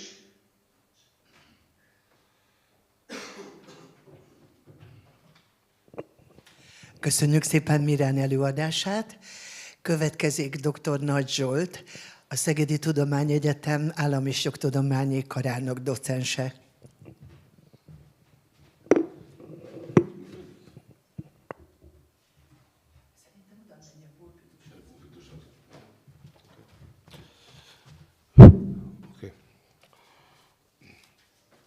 Akkor működik, kezdhetem tulajdonképpen.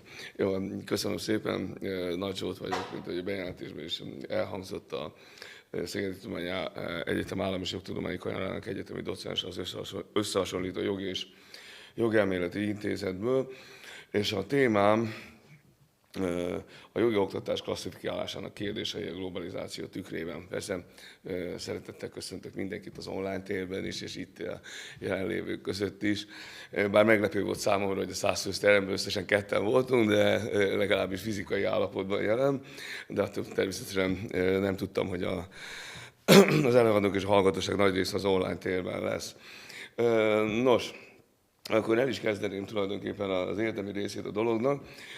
Annyit előzetesen elmondanék, hogy tulajdonképpen minden professzió, minden szakma vizsgálatához szociológiai szempontból elengedhetetlen az átadás, tudásátadásnak a vizsgálata, ugyanis általában minden professzió rendelkezik önálló szakmai szervezettel, önálló érdekképviseleti szervezettel, önálló tudásbázissal, önálló szakmai nyelvezettel, és többnyire valamilyen, nem mindig, de többnyire valamilyen önálló képzési szervezettel is.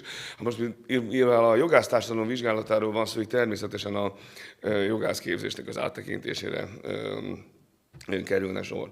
Ez egyébként is napján globális világában azért is jelentős, mert a jogi oktatás szempontjában annak klasszifikálása eleve magának a rendszereknek az osztályozását is lehetővé teszi, könnyebbé teszi, továbbá azok összehasonlítását is, és ez egyáltalán a tudásátadás, későbbi tudásátadás hatékonyságának szempontjából is rendkívül gyümölcsöző lehet. Na most előzetesen csak annyit mondanék, hogy magát a jogi oktatást is meg lehetne határozni, vagy érdemes lenne meghatározni. Hát ugye maga az oktatás. Az oktatás az mindenképpen valamilyen objektivációk megismerési folyamata, egy olyan megismerési processzus, mely társadalmi mértékben és társadalmi meghatározott keretek között történik. Ez a meghatározás egyébként mind szociológiai szempontból, mind a professziókutatás szempontjából is egyezik. Na most a jog esetében az a helyzet, hogy hát ennek meghatározására eleve külön disziplinák vannak, de hát ezt egyébként is a hallgatóságnak nem kell mondanom. Itt jelenleg egy ilyen munkafogalomként annyit használnánk, hogy olyan szabályrendszer, amely az adott társadalom jogként ismer és akként el is fogad. Ez nem feltétlenül, mint ahogy a mi közép-európai nagyfalunkban megszokott írott törvények formájában történik, hanem ezek lehetnek íratlanak is, szokások, stb. Na most a klasszifikálás szempontjából, hogyha a metodológiai szempontból végigmennénk, akkor kézenfekvően tűnne, hogy mivel jogot oktatnak, a jogrendszer szerinti klasszifikálás. Mint adott országban lévő szabályok meghatározott rendszerben elvek szerinti összessége. Na most az a helyzet, hogy ez nem lenne egy igazi klasszifikáció, mert így épp úgy beszélhetnénk horvát jogászképzésről, magyar jogászképzésről, osztrák jogászképzésről, spanyol jogászképzésről, teljesen mindegy, de innentől kezdve az országonként osztályoznánk a jogászképzést, tehát ennek így nem sok értelme lenne egyébként. A másik, már érdekesebb kérdés számunkra, ha az oktatási rendszerek szerint határoznánk meg. Ugyanis mégis társadalmi meghatározott kérdésről van szó, és hát az oktatási rendszerek egyébként is szerves korrelációban vannak, mind a társadalmi értékekkel, mind a kulturális tényezőkkel. Hát ebben nagyjából kétféle rendszert lehetne meghatározni, de most nagyon vulgáris lesz, egy úgynevezett abszolútista rendszert, ez nagyjából egészéből az európaira, tehát a kontinentálisra igaz, meg mondhatnánk azt, hogy angol száz rendszer, ez nyilván többnyire a brit nemzetközösség országaira, illetve az Egyesült Államokra lenne igaz. Na most egyébként az oktatási rendszer szempontjából sokkal inkább érdekesebb, és a jogi oktatási rendszerre fókuszálva, történetiségében kiindulni és jogtörténeti kérdéseket figyelembe venni. Ugyanis a jogászképzés kétféle módon valósult meg, úgy az 1100-as, 200-as évektől számítva, a középkortól számítjuk. Az egyik az egy felsőoktatási képzési rendszer keretében történt, tehát egyetem végül is, a másik pedig egy praktikus képzési rendszer. Az előbbiben, a felsőoktatásiban hát ugye jogtudósok domináltak, többnyire ők tanították meg egyébként a hallgatókat az írás-olvasás művészetére is, és a formulák írásának művészetére, illetve a praktikusok esetében gyakorlatilag a praxisban tanulták meg a jogot, tehát a jogászi eljárásokban, az úgynevezett patvárján, ez egy céhes minta szerint szerveződött oktatási rendszer volt, ami tulajdonképpen iratmásolásból állt eredendően. Ugye ez apud virus in iure peritosnak hívták annak idején. De ez már kiinduló pontunk lehet valamiféle klasszifikációból, de mégis a jog irányából kellene azért elindulnunk, és hát itt az azonosságok és különbségek rendszerének használatát tartanám elsődlegesnek. Hát, hogy az azonosság, hát van egy alapvető azonosság minden jogászképzésben az, hogy jogot oktatnak nyilvánvalóan. Na most, amit az adott társadalom akként elismer természetesen. Most a különbségek az viszont az összehasonlító jog világába, diszciplinájához tartozik. Hát itt tulajdonképpen rengeteg elterjedt klasszifikációs nézet van, ugye leginkább ismert ugye a Zweigert között a René Dávid féle jogcsaládok, jogkörök rendszere, miszerint római, germán, common law, tradicionális, illetve még korábban ugye a szocialista jogrendszer, hát vagy jogcsalád, végül szinonimaként használhatjuk ezt. Az a helyzet, hogy nem feltétlenül adnak a jogcsaládok tökéletes iránymutatást a jogászképzés tekintetében, ugyanis vannak olyan kontinentális jogászképzések, amelyek egyébként ugyanolyan esetjog szerint oktatnak, mint a common law rendszer. Ugyanakkor találhatunk egyébként olyan common law rendszerhez tartozó jogászképzési intézményeket, amelyek teljesen olyan, mint például a magyar jogászképzési rendszer, ilyen például a Yale University-nek a jogi oktatása meglepő módon. Na most ehhez képest talán inkább a leginkább gyümölcsöző, és ezt rengeteg Egyesült Államok belül, illetve kanadai jogtudós is osztja ezt a véleményt, hogy a jogi kultúrák szerint különböztetnénk meg. Mi szintén az összehasonlító jog világa valahol. Persze ismerjük a regulatív, illetve orientatív jogi kultúrákat. Most vannak olyan jogászképzések, ahol mind a kétféle jogi kultúrát is oktatják. Na most ez főleg a globalizáció fényében érdemes megragadni, mert főleg a globalizáció miatt a jogi kultúrák keveredtek, beszélhetünk jogi kultúrák endogámiájáról, jogi kultúrák exogámiájáról idézőjelben mondva, és hát ezeket mindenképpen szükséges figyelembe venni, egyszerűen csak arról, mert napjainkról beszélünk. Hát így, tehát a jogi kultúrákat nézzük, akkor az egyik ilyen megkülönböztetési rendszer lehetne a leggyümölcsözőbb, amikor kétfelé osztanánk az úgynevezett monoszisztémás, illetve multiszisztémás vagy transzszisztémás jogi kultúrára épülő rendszerekről. A monoszisztémás, ez az egyszerűbb egyébként, az végig is azt jelenti, hogy egy olyan jogrendszernek az átadásáról van szó, ami történeti szempontból nagyjából egészében önállóan fejlődött, és hát más kulturális hatástól többé-kevésbé mentes volt. Ez már azért globális világunkban elég nehéz elmondani, hogy egyáltalán mentes volt, ilyen azért nincsen. A multiszisztémás, tehát több rendszerre épülő jogászképzésnél az adott országnak a jogi kultúrájára valamilyen történeti okoknál fogva különböző kulturális hatások eredőjeként definiálható. Na most ez többfele osztható. Az egyik ilyen, amikor az egyik valamilyen jogi kulturális tényező hatása egyértelmű. Ez többnyire egyébként a volt gyarmati országok jó részére igaz mellesleg.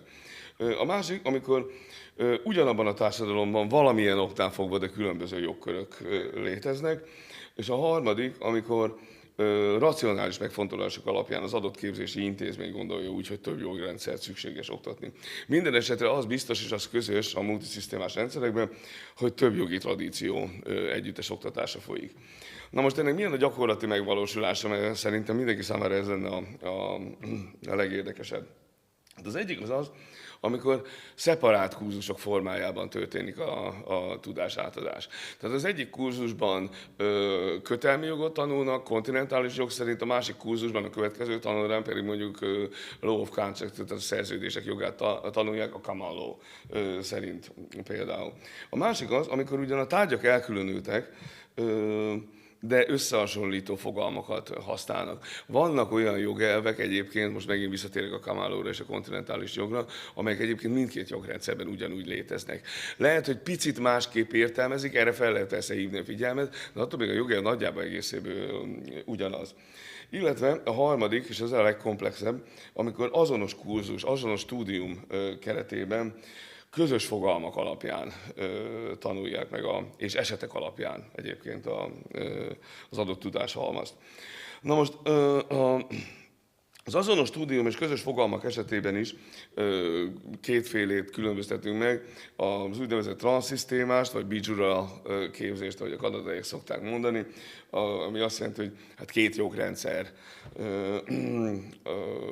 együttes hallgatása, illetve oktatása folyik. A másik az a multiszisztémás, vagy polyjural, hát amikor ugye több jogrendszer képzése folyik egyszerre. Na most itt az előadásban a klasszikus didaktika szerint ugye az egyszerűbbtől fogok a komplexek felé haladni.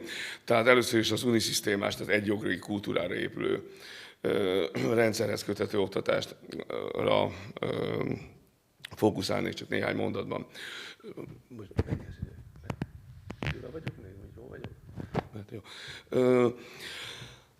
Hát ugye az első, innentől kezdve a hagyományos felosztás, kontinentális jogoktatása, ugye kezdjük ezzel. Hát itt ugye, mint utaltam az oktatásnál, hogy a történetiségre, ez itt fontos dolog, ugyanis a történeti szempontok miatt, és hát jogtörténeti szempontok miatt is az elméleti és a praktikus képzés egysége, ami egyfajta kontinentális jogi tudásátadási módszert jelent. Ilyen például a francia oktatás, ahol a licence en droit, tehát egy 2 éves egyetemi alapképzés után tulajdonképpen a szakmák szerinti képzés folyik. Tehát, hogyha valaki közjegyzőnek akar közjegyző pályát választana, akkor közjegyzőképzésben kell utána végig tanulnia, ami együtt jelenti a gyakorlati képzést és az elméleti képzést is.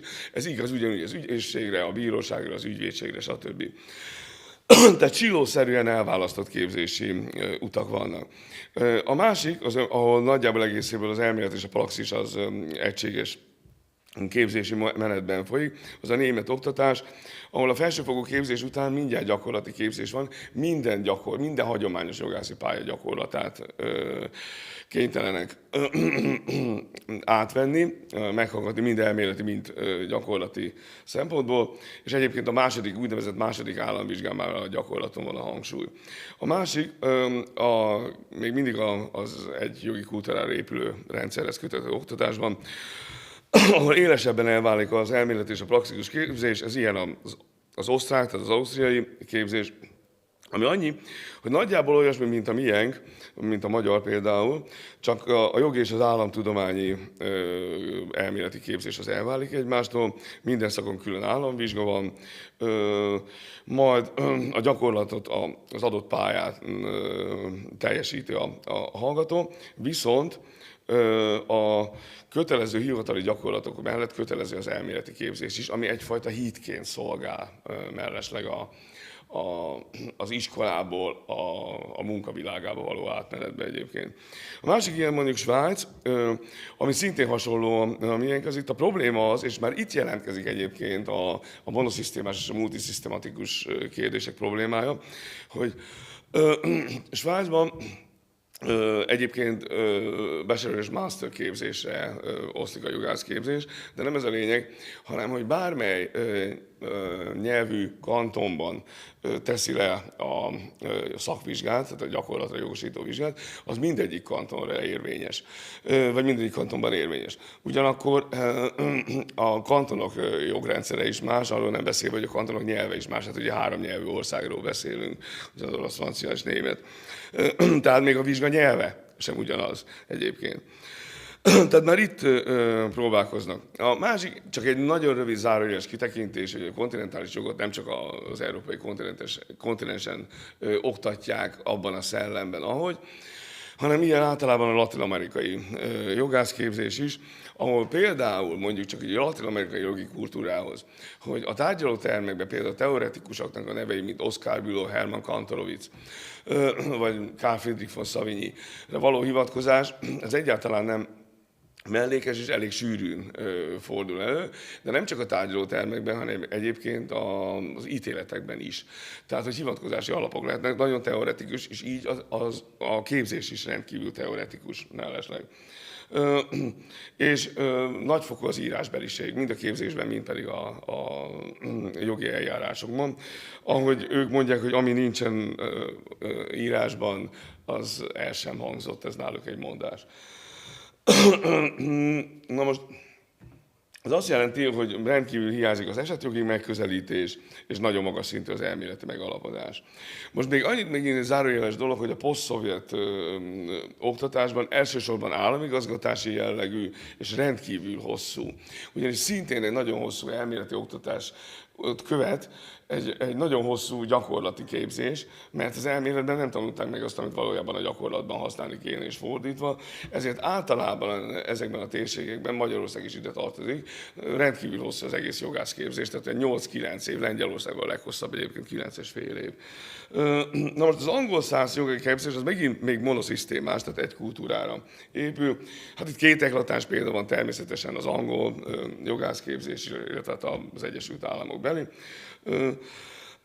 Mind a kettő egyébként egy undergraduate képzéssel indul, ami egy általános társadalomtudományi képzés, majd hát ugye nyilván Angliában ugye választhatnak a solicitor és a barrister pálya között, ahol már kifejezetten gyakorlatorientált képzés, egy oktató és néhány hallgató tárgyalótermi látogatások során és a bírói ítéletek elemzésével sajátítja el a jogot. Az amerikai az már egy kicsit bonyolultabb. Ugye eleve az északi és a déli képzési rendszer ütközött még a 19. században, a déli az inkább államtudományi, az akkor viszonylag újonnan született köztársaság vezetésére alkalmas szakemberek képzésére koncentrált, államelméletet, filozófiát, államfilozófiát, egyébként biológiát és matematikát is tanultak mellesleg. Amíg az úgynevezett északi, ha ezt lehet mondani, egy északi, tehát az amerikai államok északi államait, van pedig inkább a gazdasági jelleg, tehát a gazdasági életre való felkészülés dominált. Na minden esetre itt így kialakult a jogászképzési rendszerben egyfajta hierarchia, ahol az élén az elitjogi karok állnak, ezekben vannak állami és magánjogi karok is, tovább a nemzeti jogi karok, és végül az úgynevezett helyi jogi karok, ezek a local law schoolok egyébként. Na most a probléma az ott van, hogy itt is bármely államban, hogyha valaki az ügyvédi kamara tagja szeretne lenni, neki felvételi vizsgát kell tennie, és az ott megszerzett felvételi vizsga, illetve a vizsgapontszám, az mindegyik államban érvényes. De ugye minden államban ugye más a jogrendszer. Ezért általában már a felvételi vizsgán ugye nem kérik számon az adott állam jogrendszerét, ahol a felvételi vizsga folyik, hanem ilyen általános a konfliktusok elemzésére alkalmas logikát kérnek számon, kognitív képességek fejlettségét mérik fel, és tulajdonképpen lényegében a jogászi gondolkodásmódot, illetve annak explikálását jelenti ez az egész. Na, a másik az úgynevezett több jogi kultúrára épülő rendszerek. Hát ilyen multiszisztématiás a képzésben létrejött akkor, amikor azonos társadalomban lévő különböző jogkörök együttélése létezik, illetve volt is. Hát ilyen például Izrael. Ugye eleve a zsidó vallás, főleg a családi jogban nagyon meghatározó, az ottomán jog, mint hogy nagyon sokáig az ottomán birodalom része volt, az öröklési jogban érvényesül, francia hatás érvényesül a kereskedelmi jogban, és angol hatás érvényesül a társasági jogban, illetve a kötelmi jog egy részében. Na most ezt például a Hebron Egyetem lehet mintaadó, hogy milyen képzést folytatnak pontosan a jogi kultúra eklektikussága folytán. Egyik az, hogy sokkal több az általános társadalomtudományi kurzus. A másik, hogy később pedig speciális kurzusokat választhatnak a hallgatók, többnyire egyébként etnikai és vallási hovatartozások szerint. Tehát tulajdonképpen azt lehet mondani, hogy bizonyos népcsoportok speciális képzést kapnak. A másik az a mobilitáson keresztüli multiszisztemitás. Hát ez elsősorban mondjuk Koreára jellemző, illetve francia indokínai részére, illetve bizonyos szempontból Japánban, ahol a hallgatók és főleg a leendő oktatók, tehát mi ezt így mondanánk, hogy a PhD student, tehát a PhD hallgatók, azok általában valamilyen más államban, többnyire mondjuk egy volt gyarmattartó államnak az anyaállamában tanulnak tovább már a doktori képzésben, és annak a jogát és szellemiségét hozzák vissza az anyaországba, és ezáltal valósul meg a multiszisztemitás. A harmadik ilyen multiszisztemitásra nagyon jó példa a Dél-Afrikai Köztársaság, ahol az anyagi jog tulajdonkötelem öröklés körülbelülre, illetve a büntetőjog egy része. Az kontinentális jellegű, tehát római, germán jellegű, többé-kevésbé, az eljárásjog és a jogásztársadalom gondolkodása is elsősorban angol száz, és nem elhanyagolható a helyi szokásjog léte. Na most azt úgy oldják meg, hogy 4 éves alapképzés és 1 éves gyakorlati képzéssel, de a konglomerációt, tehát az egész jogi konglomerációt átveszik, és az anyagi jogot azt az európai mintához hasonlóan kontinentális jellegre tanítják, ugyanakkor mint az angol száz minta szerint például van evidence, vagy legal writings, vagy ilyesmi, illetve például az afrikai szok megfért a két oktatás egymás mellett, bár az tény, hogy a Louisiana már a Camalló jelleget hangsúlyozza. A McGill Egyetem, ugye Kanada, hát Kanada-Quebec politikai és jogi viszonya volt az irányadó, főleg az, hogy abban az időben, tehát még a 20. század első felétől kezdve, az már gyakorlat volt, hogy a kanadai legfelsőbb bíróságnak attól függ, hogy francia vagy angol ajkú volt a legfelsőbb bíróság elnöke, illetve a társbírak, mert abban az esetben a legfelsőbb bíróság teljesen mindegy, hogy mondjuk, ha például francia ajkú volt, teljesen mindegy, hogy milyen területen döntöttek, melyik provinciában, hogy Camalló vagy francia jog, akkor is a francia jog alapján vizsgálta felül az ügyet, és fordítva ez a Camallóra is igaz volt. Na most, hát erre ugye nyilvánvaló, hogy a jogi karoknak is reagálniuk kellett. És hát tulajdonképpen, főleg akkor lett ez probléma, amikor a következő civil jogi kódex az föderális szintre emelkedett. Tehát tulajdonképpen Kanada egy recipiált kettős jogrendszert vezetett be. Na most az egyetemek nyilván mindkét jogrendszert figyelemmel kísérték. Ez kezdetben úgy volt, hogy 3 évig Camallót tanultak, utána 1 évig civil jogot, de ez később ez változott, és napjainkra ez már úgy néz ki, hogy szimultán képzés van, közös jogi fogalmak alapján, és teljesen egységessé vált. És ahogy napjaink globális folyamatát tekintünk, hát hosszú távra nem merek jósolni, mert ugye ez a statisztikai alapelv is még Fetelétől származik, hogy hosszú távon mind halottak vagyunk, tehát kár ilyen jóslatokba belemenni, de azért, ha egy középtávú jóslatot megengedhetek magamnak, akkor azt mondanám, hogy középtávon is valamilyen hasonló irány lesz, legalábbis uniós szerte is, illetve a brit nemzetközösség és az Egyesült Államok jogát tekintve is mérvadó a jövőben. Köszönöm szépen.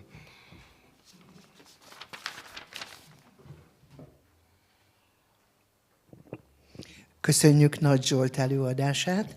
Következő előadónk Inez Matics-Mateskovics, a Rijekai Jogi Egyetem professzora. Good afternoon to everyone. I hope you can hear me well. And thank you, Ildiko, for the invitation to participate this year as well in your conference. I will share my presentation now, and I hope you will see it.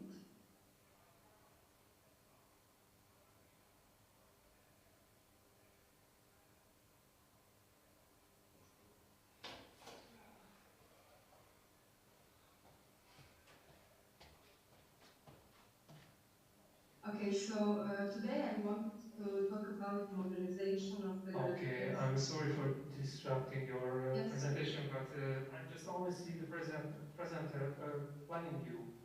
So we are not looking Can't at... see. I will try again to share the screen.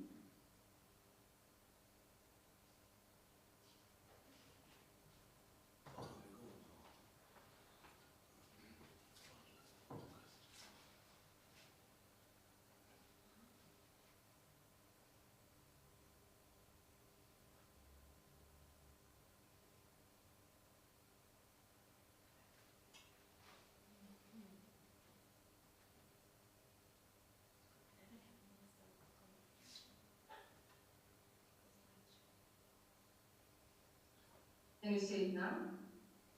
Yes, so the problem is just, sorry for my English, so this is the planning view again.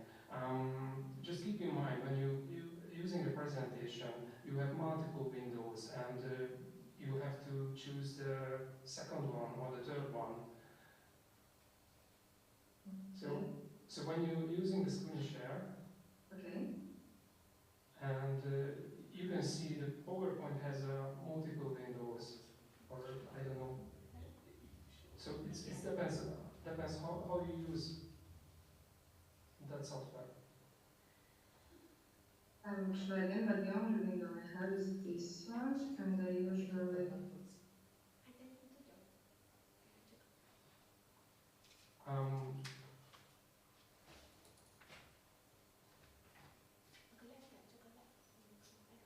Okay, let's see what we like. Okay, this is the planning view. Just so try to change back to the Zoom window.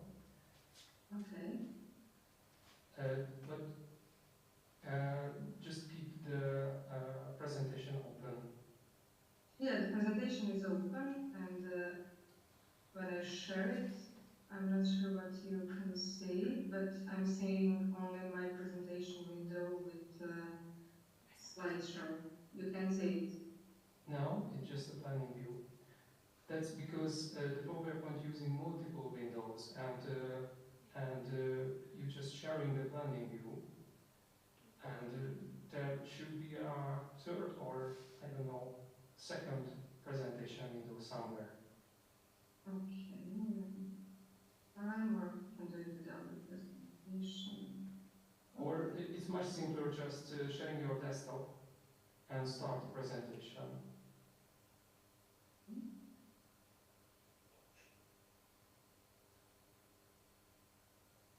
Can you see it now? Yes, it's okay. Okay. Yeah, I'm sorry for this technical issues. So what I wanted to present today is the topic about modernization of legal education in Croatia on an example of my faculty of law in Rijeka.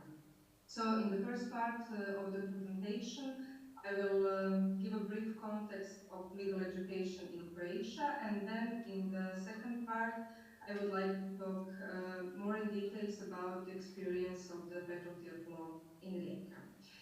So, as we all know, in a globalized world characterized by rapid technological development and digitalization, it is essential that individuals, students acquire the competences that are necessary to navigate these complexities effectively. This is particularly true, and this is a big necessity in legal education, where the development of knowledge, skills, and attitudes tailored to contemporary demands is really imperative. So legal education is at a crossroads, especially in Croatia, where the traditional theory-focused curriculum has for a long time dominated. In this era of globalization, legal education must evolve to prepare students for complex, interconnected legal systems and rapidly changing professional demands. For the legal profession, this means equipping future legal practitioners with the tools to address emerging challenges, from digital governance and data protection, for example, to climate litigation and international compliance, and so on. So legal education definitely plays a pivotal a role in fostering personal, civic, and professional development of students, while at the same time driving social cohesion, economic growth, and innovation within a framework of sustainable development. So, to be more competitive, a Croatian legal education system should align with the broader need to improve productivity through a well-prepared workforce. The quality of human capital in the legal sector, defined by its ability to adapt to global trends and leverage technological advancements, is really central to this goal. Addressing these demands requires modernizing legal curricula, introducing interdisciplinary approaches, and leveraging technology in legal training to create a workforce that can meet the evolving demands of the profession. So, on the slide you can see some numbers. Croatia ranks on 31st place out of 174 countries on the World Bank's 2020 Human Capital Index, with at the same time child born today expected to achieve only 71% of their maximum productivity after completing their education. Although this position is relatively strong compared to some Central and Eastern European countries, it really underscores the need to elevate the quality of education further, particularly in fields like law.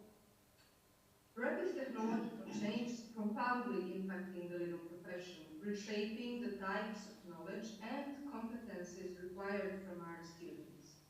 Proficiency in legal technology, data analysis, and cross-border regulatory framework is now a necessity. So, recognizing these trends, Croatia has initiated significant reforms to modernize its legal education system and ensuring that this system prepares students for the demands of modern life, digital economy, and the globalized labor market.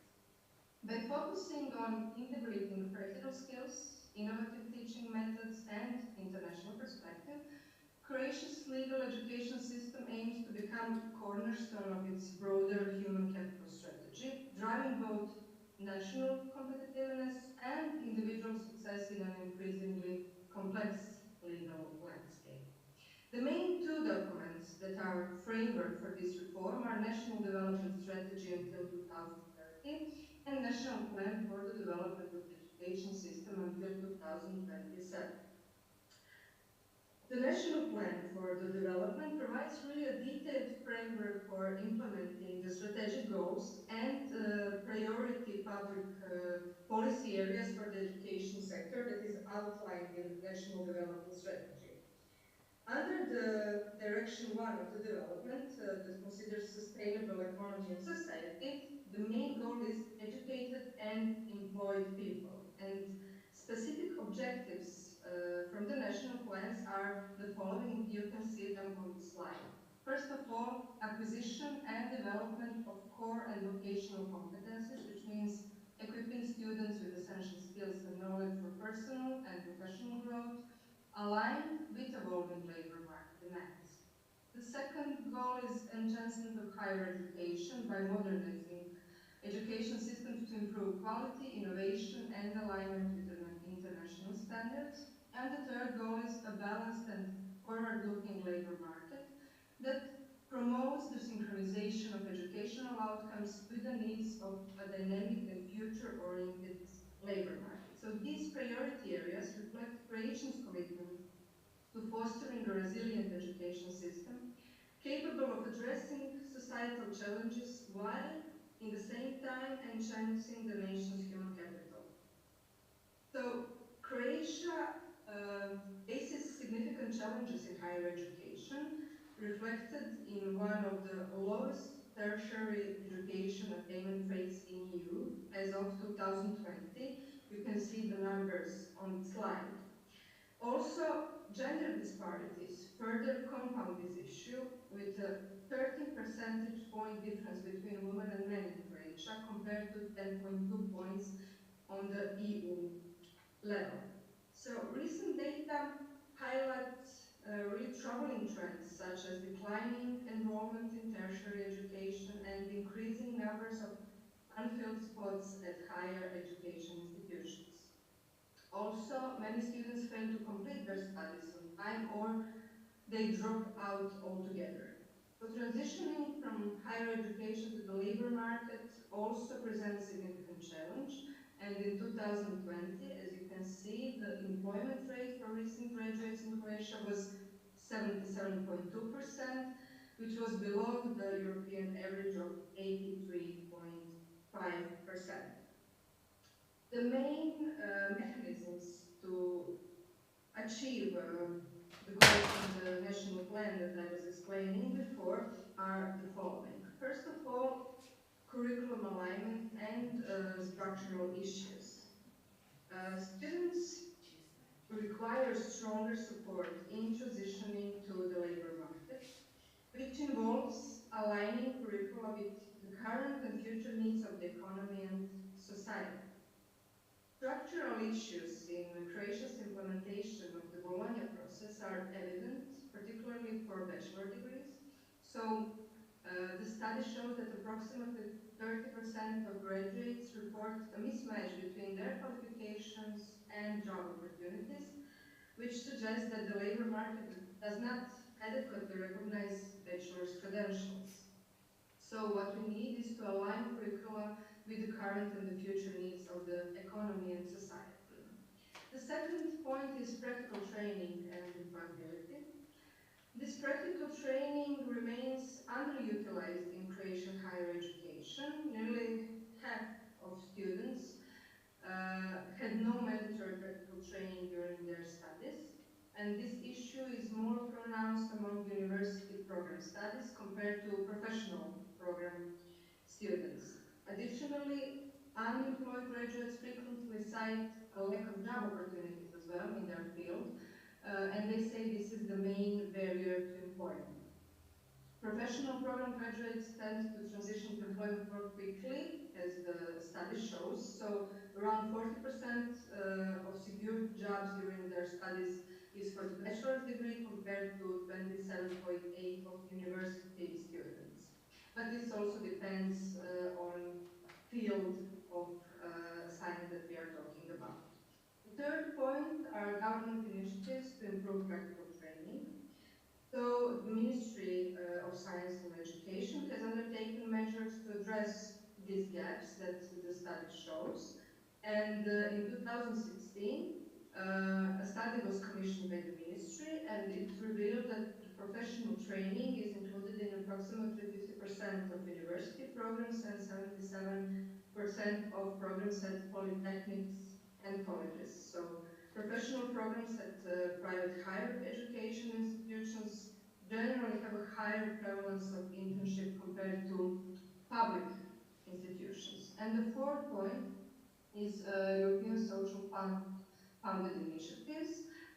Based on these studies and this data that I briefly shown you, in March 2020, Croatia has implemented projects funded by the European Social Fund, and 28 higher education institutions launched projects aimed at increasing employability and developing practical skills of students. Building on this experience, the Ministry plans to issue new European Social Fund calls to further improve professional training programs with an expanded scope and refined activities as well. And the new study will then evaluate the impact of these projects to inform future initiatives. Faculty of Law in Rijeka was one of those 28 higher education institutions that had this type of projects, and now I will show you a brief overview of these projects and the results that modernize legal education at our faculty. So the first project was Providencia Studiorum Juris project, the second one was Praxis Juris project, and from another line we have, and still we have ongoing project, e-university project, that aims to focus on digitalization of our processes at the faculty. So the first project, Providencia Studiorum Juris, was funded by the European Social Fund, and it was implemented from 2019 to 2022. This was really a transformative initiative aimed at enhancing the quality of legal education at Croatian law faculties. A key focus was development of qualification standards and 6 occupational standards to ensure alignment with evolving professional demands. This project significantly improved study programs, including the University Integrated Undergraduate and Graduate Study of Law, Professional Graduate Study in Public Administration, and Professional Undergraduate Study in Administration Law. These enhancements were achieved through the integration of modern software solutions, strengthening the quality assurance system, and fostering student competence development through many workshops. So to better align academic offerings with labor market needs, the project conducted comprehensive stakeholder engagement activities, including really detailed labor market research. This process also facilitated the alignment of study programs with the Croatian qualifications framework, enabling that way students to acquire the essential knowledge, skills, and competencies required for the contemporary legal practice. This program also introduced a written methodology like a workbook how to teach law, and established alumni club for integration of students with labor market. So through its innovative and systematic approach, Providencija Studiorum Juris has really set a benchmark for improving the standards of legal education at the Faculty of Law in Rijeka, but in Croatia as well. And it ensured that graduates are better prepared for the challenges of the modern legal and administrative professions. The second project, Praxis Juris, was implemented from 2020 to 2023, so during the COVID period, and it was really challenging to do all the planned activities, but this project aimed to enhance the employability of students in the University Integrated Undergraduate and Graduate Study of Law and the Professional Graduate Study in Public Administration. It developed tailored educational materials and tools and equipped students with the practical skills and competencies that were necessary for successful integration into the workforce. This objective of developing tailored educational materials and integrating students in the workforce was pursued through 2 core strategies. First one was establishing a new model of professional practice, and the second one was enhancing the quality of existing professional practice models. So a central achievement of the project was the establishment of a legal clinic for free primary legal aid, which offered students invaluable practical experience. They, under the supervision of their teacher mentors, the students engaged directly with clients, developing in that way critical skills such as case analysis, client communication, and problem-solving essential competencies for their future careers. This innovative approach not only prepared students for professional responsibilities, but also fostered connections with potential employers, enhancing their career prospects. Additionally, the legal clinic served a vital societal function by offering free legal aid to socially and economically vulnerable citizens in our county of Primorje, Gorski Kotar, and Istria.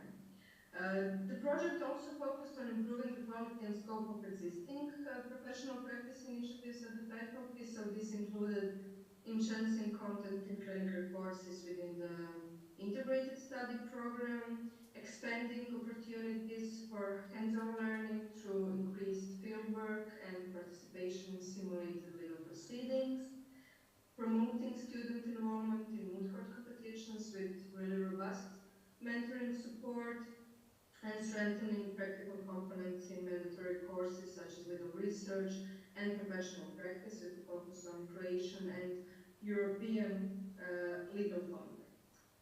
Project through all these activities bridged the gap between theoretical legal education and practical experience, ensuring that graduates are better prepared to meet the demands of the legal profession. By fostering employability and addressing community needs, this project sets a new standard for integrating academic learning with real-world application in legal education. So what are the results of these reforms carried on through mainly these two projects and the ongoing project of e-university? The results are modernized study programs with more practical courses and legal clinics that allow students to work on real cases under supervision. So more practical training and new clinical courses. Our faculty was in 1995 the first one in Croatia to introduce the clinical course. It was civil law clinic. But today, in addition to this first course that was part of study program, students may choose among 5 other clinical courses, such as commercial, corporate, and labor law clinic, European law clinic, criminal law clinic, public law clinic, and arbitration and virtual trial clinic. Also, through the project, we established the aforementioned legal clinic for free primary legal aid. The result of the reform is alumni club that provides a better connection with the labor market and improved skills for student-oriented teaching. That is the result of many workshops and educations for our professors, but for students as well.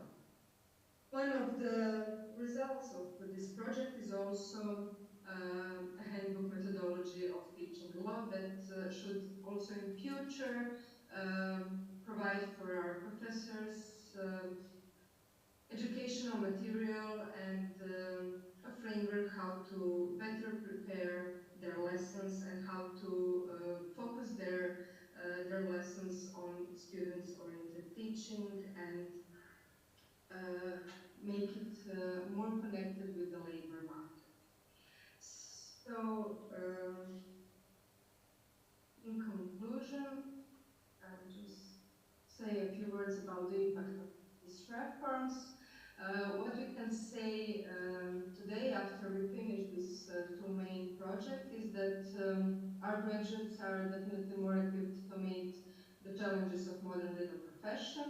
They demonstrate improved practical skills and technological competences, and the faculty has gained the recognition for its innovative approach, attracting both local and international students to enroll our study programs. So by driving curriculum modernization and fostering pedagogical innovation, embracing digital transformation, the Faculty of Law indeed has really setting a benchmark for legal education in Croatia, and I hope we will continue to do it in future as well.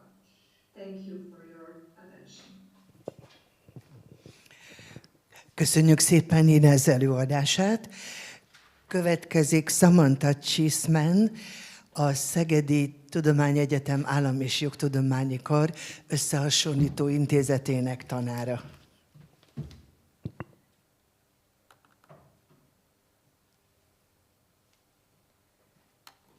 Not sure how do I do this.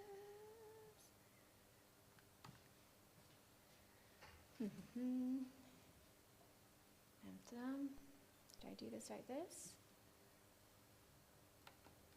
Yeah. No. Go back. Sorry, just one moment. I'm gonna need some help. Figure this out. No. How do I change that?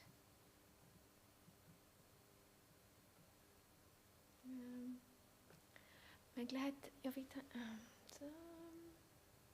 How do I?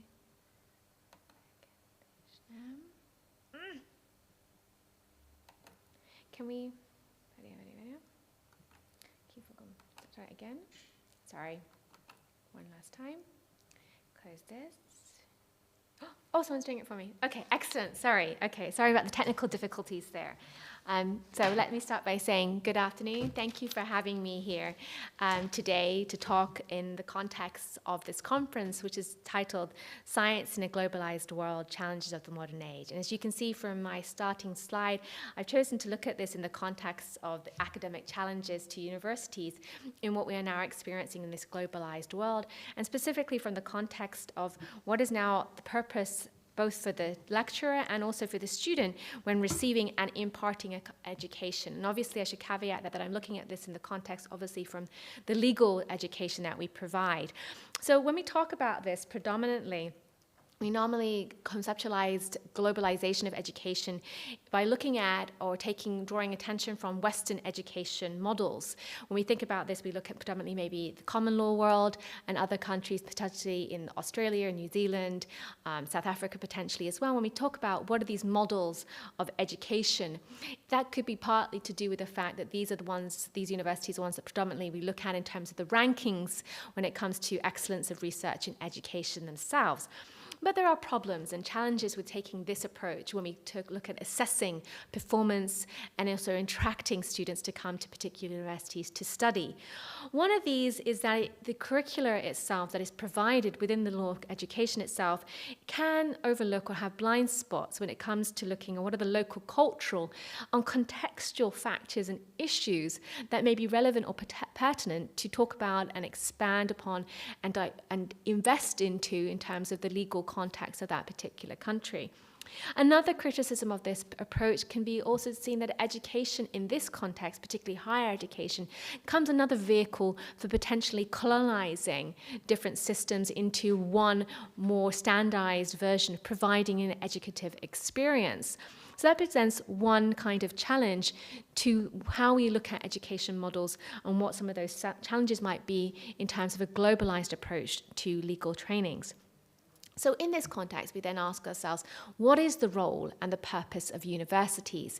And this has been the subject over the last couple of decades, and probably in the last 4 or 5 years, even so more about what is the purpose and has undergone drastic changes. And we can see this by reports that have been issued by the International Universities Association, which analyzes what universities are, the purpose of them.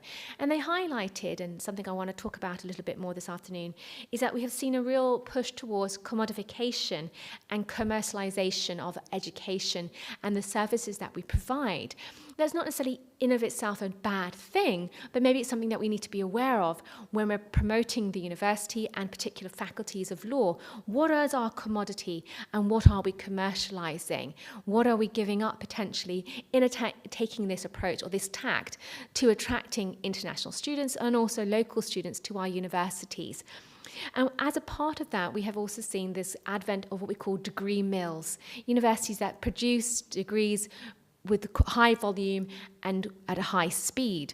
Are we then, by doing this, engendering some sort of quantity versus quality issue here? And in that context then, how does a university stay relevant? How does it attract and maintain high quality, both lecturers and students to their department of study? And in the mix of this question also comes the issue of instabilities that we have and we are living in currently. Things as aspects of the war that we have going on around us in the world currently impacting movement of students and lecturers as well, and also freedom of expression within that curriculum when we talk about things like international law as well and human rights.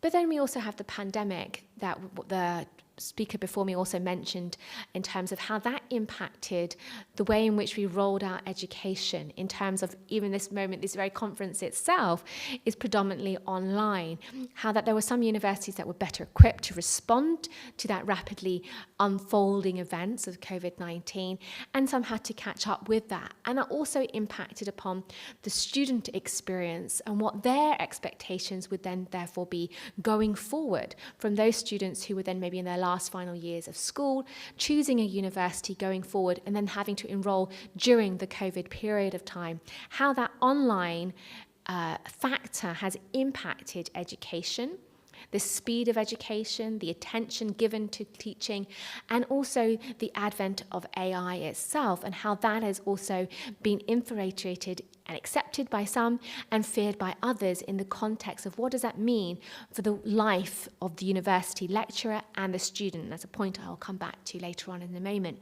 So the response to then these challenges and these pressures on the university, what is the role, what is the purpose, has in some respects had the response that education is not necessarily seen as a social good so much now as an economic terms, that we see education in terms of value and economic means by what that will give us in terms of the labour market and also what we are getting for the value that we are putting in terms of what education am I getting for the money that I am paying for this.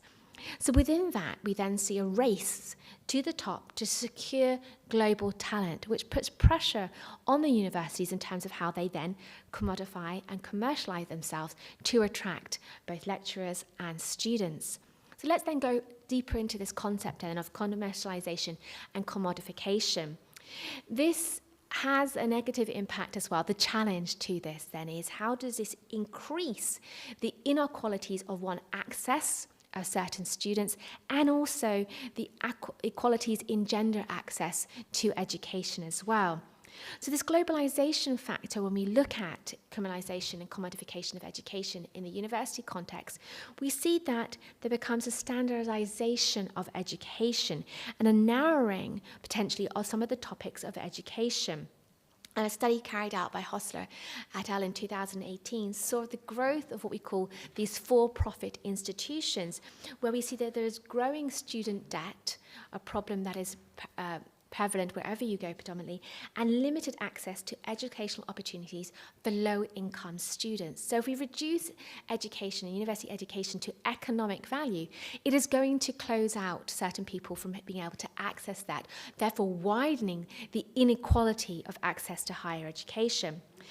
For-profit institutions predominantly target higher income levels, so you'll get attracting a certain class of student within that. And it's driven by market-driven opportunities.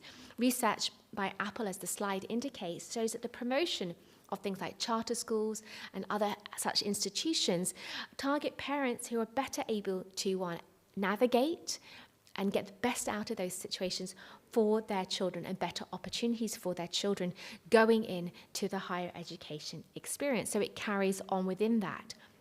So then let's go on to this topic of the standardization of curriculum in higher education situations.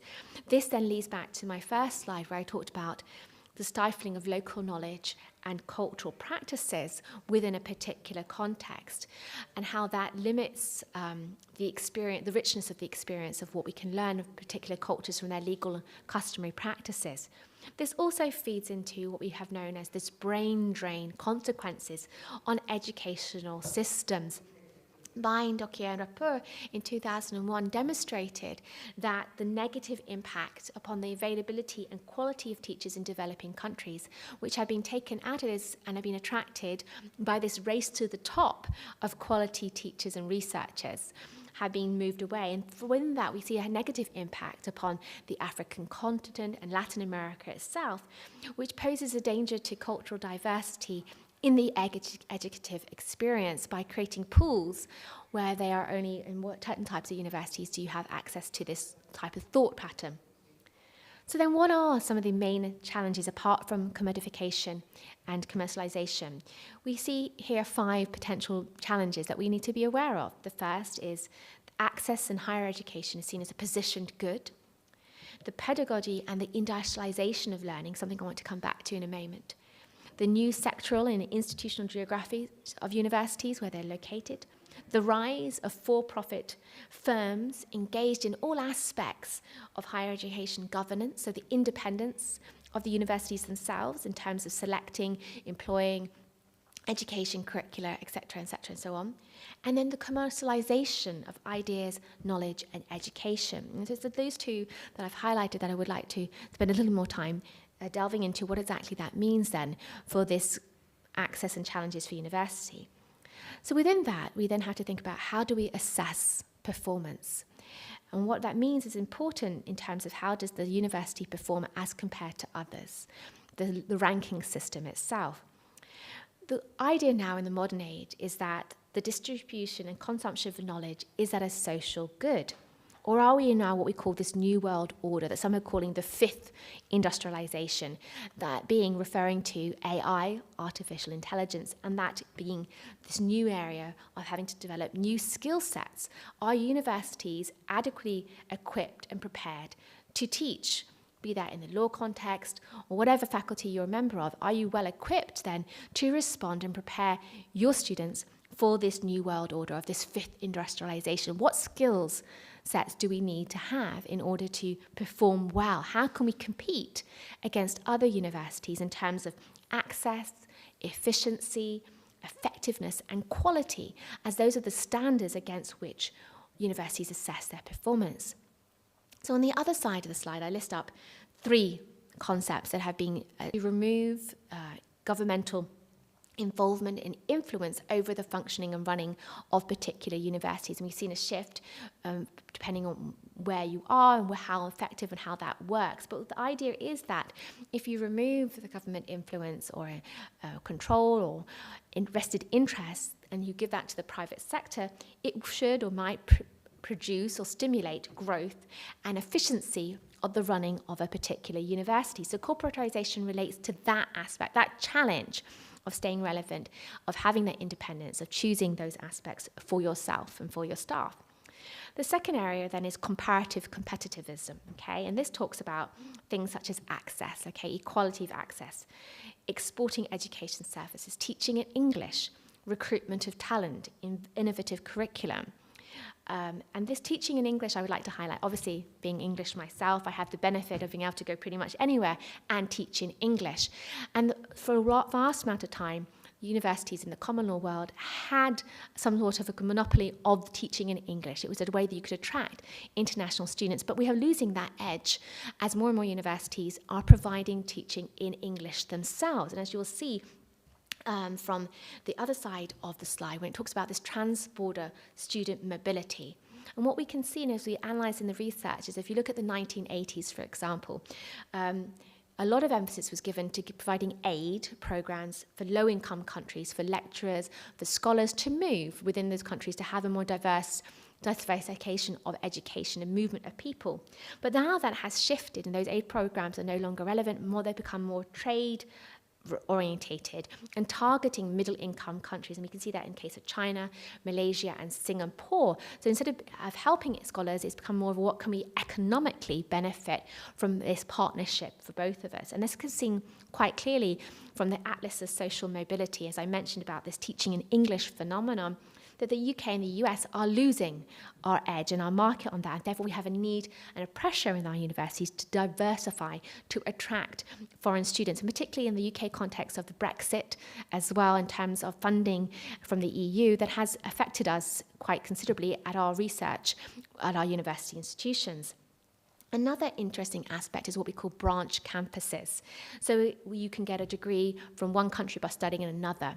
And what has been interested in this is the Arab Emirates has quite a high number, 40 of these branch campuses are located in Arab Emirates. And after that, you see the next number is China, where they have 15. So within that thing, you have to say, how are we then going to maintain our competitive edge within this attracting international students to study at our particular institution? So that's comparative competitiveness. The third aspect is competitive comparisonness, and this talks about how do we rank, okay? How we ranked within this compared to other universities within the region or globally. And one of the aspects is the World Bank's knowledge assessment methodology, known as CAM. And here it talks about knowledge economy. It talks about how knowledge has economic value and forms the basis of a service economy, okay?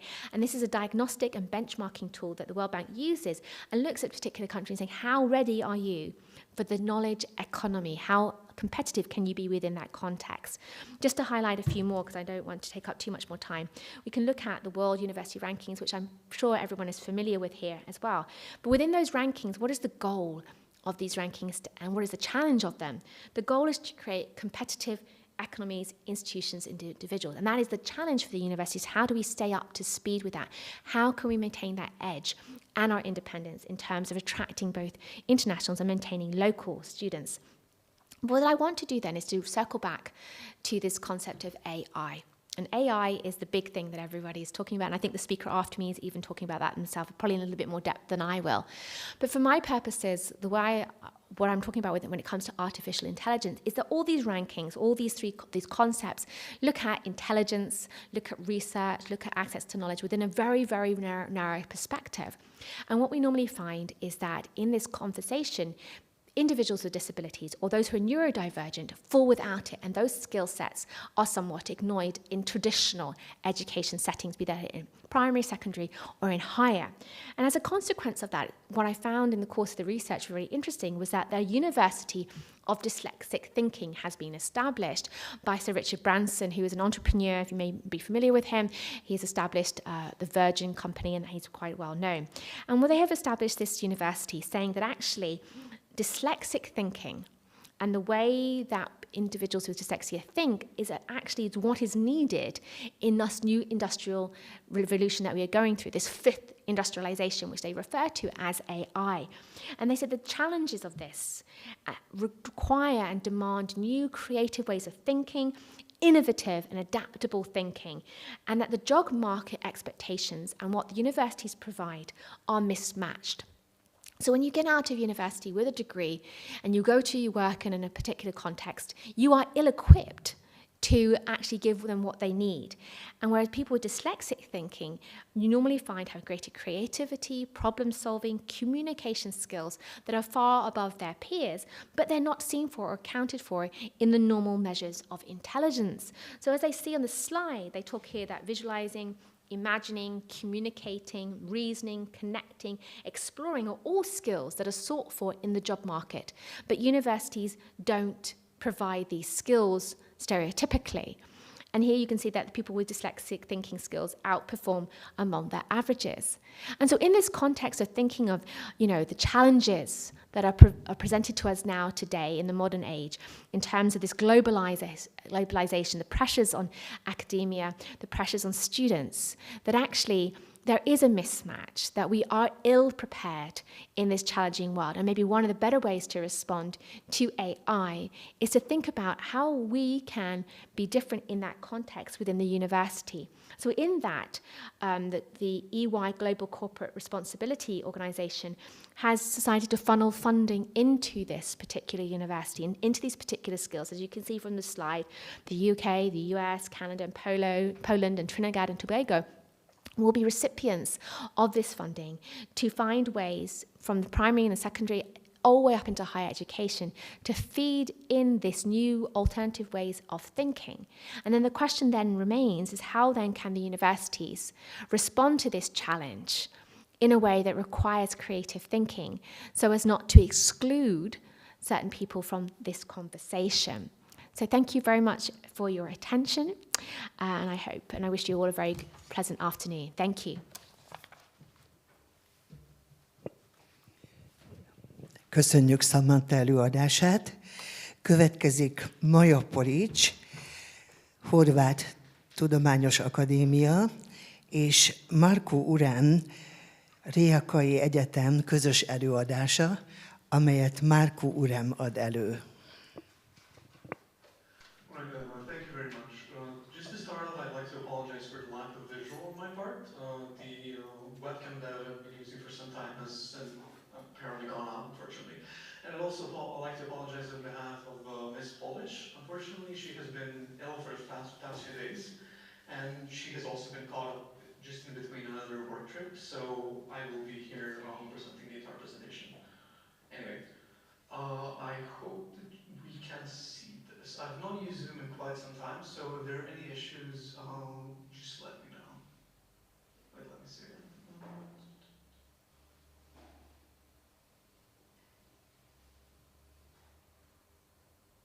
Okay, one moment.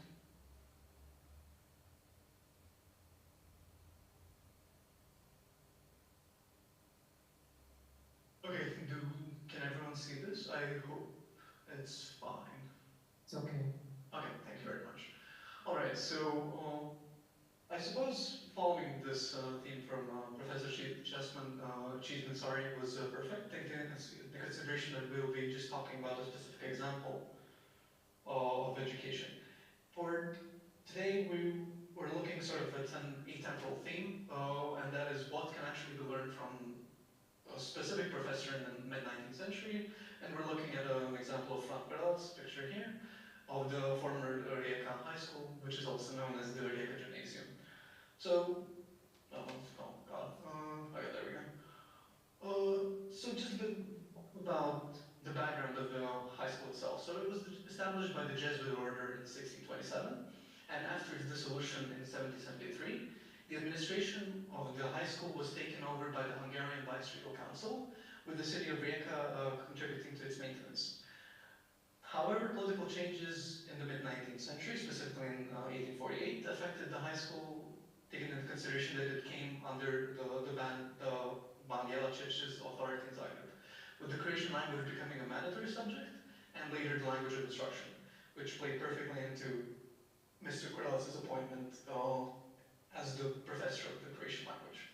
And just a bit of a side note, from that point on, so from 1848, the city of Rijeka adopted a neglectful attitude towards it, the high school that is, withdrawing its support and assistance. That is simply because at the time there was rapid Germanization and Hungarization of the language, and they were doing their best to effectively contain any outbursts that they possibly could have prevented an advertisement. So during the 19th century, the school itself, whether it be owned by any administration, transformed into a national institution and became a cultural hub of Rijeka's, well, intellectuals, academics, and everything in between. So during that time, both to its professors and students, it contributed to the national civic culture of Rijeka, its surrounding region, that being the Primorje and Istria, and Croatia as a whole, effectively becoming a source of Croatian identity in the region as well as the city of Rijeka. And in addition to being an effective beacon of the Croatian identity in the region, numerous professors and students stood out as writers and public figures who played significant roles in the political, cultural, social, educational, and scientific life of the city and the region, and obviously the entire country, regardless of the borders not being obviously determined at the time during the Austro-Hungarian Empire. So during this period, many contemporary individuals from both political, social, and cultural lives taught at the school, those being, as we mentioned, Frank Cordelis, Teljes, and many, many others. So, as I've said, this presentation will focus on Frank Cordelis, who was a very divisive figure, especially for the time that the Croatian national revival was occurring, the mid-19th century. He argued for a very archaic way of the Croatian language existence as a whole, which would be more in line to what, at the time, was the Slovenian branch of the South Slavic languages. Nowadays, that is specifically just the Slovenian language as an entire one. So, he was primarily a linguist, self-taught. He had not actually completed any former higher education, and he was the leader of this sort of Rijeka philological school, which, as I mentioned, effectively just enveloped his entire thought about standardization and of effective reversal to an earlier way of both speaking and writing. He was, in addition to obviously being a linguist, an avid traveler of the entire region, and during his travels he would collect national treasures, write about his travels, and give either speeches, collect poetry, and all in all enjoy and took part in creation of this corpus of Slavic celebration on his part, effectively. And to circle back to the Rijeka High School, he was appointed as the professor there of the Croatian language in January of 1849. So, specifically, we're looking at his speeches, and more so how his speeches impacted the students as well as both teachers and literary activists of the time. So through all of his writings, regardless of the form, or format, he awakened and strengthened effectively patriotism in his students. And in his text, teachers reading to his creation students at the start of the school year, he wrote, and I quote, "Be as you have been, good students, true creations and honorable young men." And historians of the Rijeka Gymnasium described Kurela's influence as follows. So, the arrival of Fran Kurelac was particularly significant for Rijeka's creation high school and the city of Rijeka. Kurelac introduced an intensified patriotic spirit into the school, stirring the students, infusing them with national sentiment, and winning them over to the national cause. To even further embellish this point, we'll just be looking at a couple of quotes from contemporary critics and literary activists, be they writers or linguists or philologists, and this quote specifically by historian Milivoj Chop. After 1848, Rijeka High School experienced its national renaissance. Almost overnight, the national spirit prevailed in the school, a sign that such a spirit had only been smoldering. At the right moment, it came to full expression. For this revival, the greatest credit goes to his teacher, especially as a Croatian language professor, Fran Kurelac.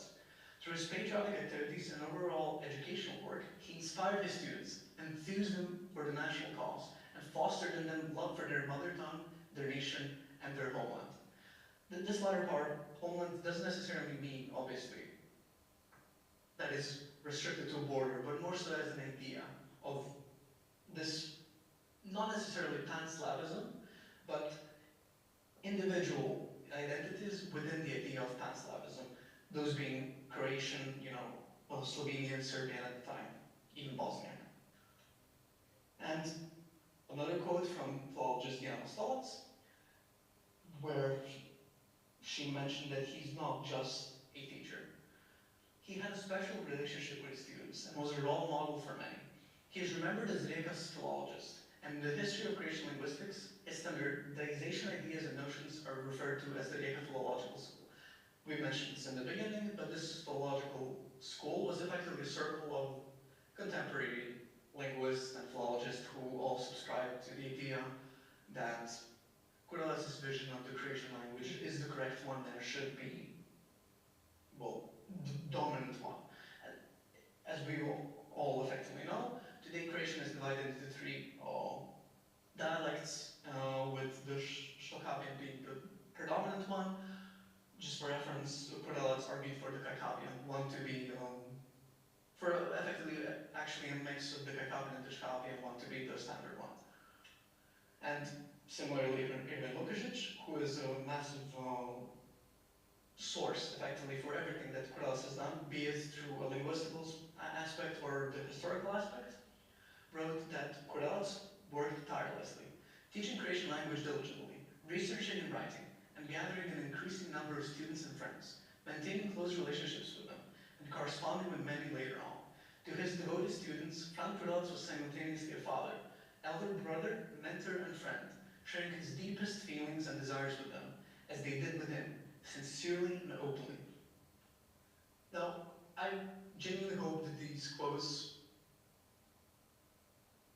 prove the point that I've made already, and that is that Kurelac is not only significant from a linguistical aspect, but also from the cultural aspect for a time. And to, effectively add on to that point, we'll be looking at some of his excerpts of the speeches that he wrote, whether it be for himself or the students of the time. And one of those was the welcoming speech for the beginning of the 1849-50 school year, in which he ended his speech with, "My dear students, you have returned, and after a long absence, we thank God to see each other again. May you be healthy and well. I'm not your old mother or gray-haired father, but with God's help, I will try to be the best teacher I can be, the most loyal friend I can be. Be as you have been, good students, true Croatians, and honorable young men."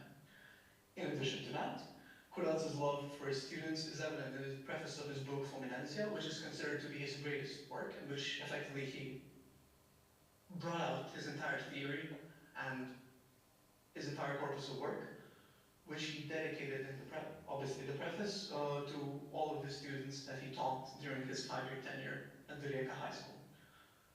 Another one of these another type of the speeches that Kurelac wrote were those for his students, and usually they were read in any form of a closing ceremony. Some of these, which we'll be looking at in a minute, are the speech and science, on good custom, on history, and the revival of the Slovene books of the South. Just a small digression. When we're talking about the Slovene, this in general during the mid-19th century was the term to describe Slavs in general. So this is not necessarily Slovene as in Slovenia, but Slav books in the South, including all the South Slavic ethnicities.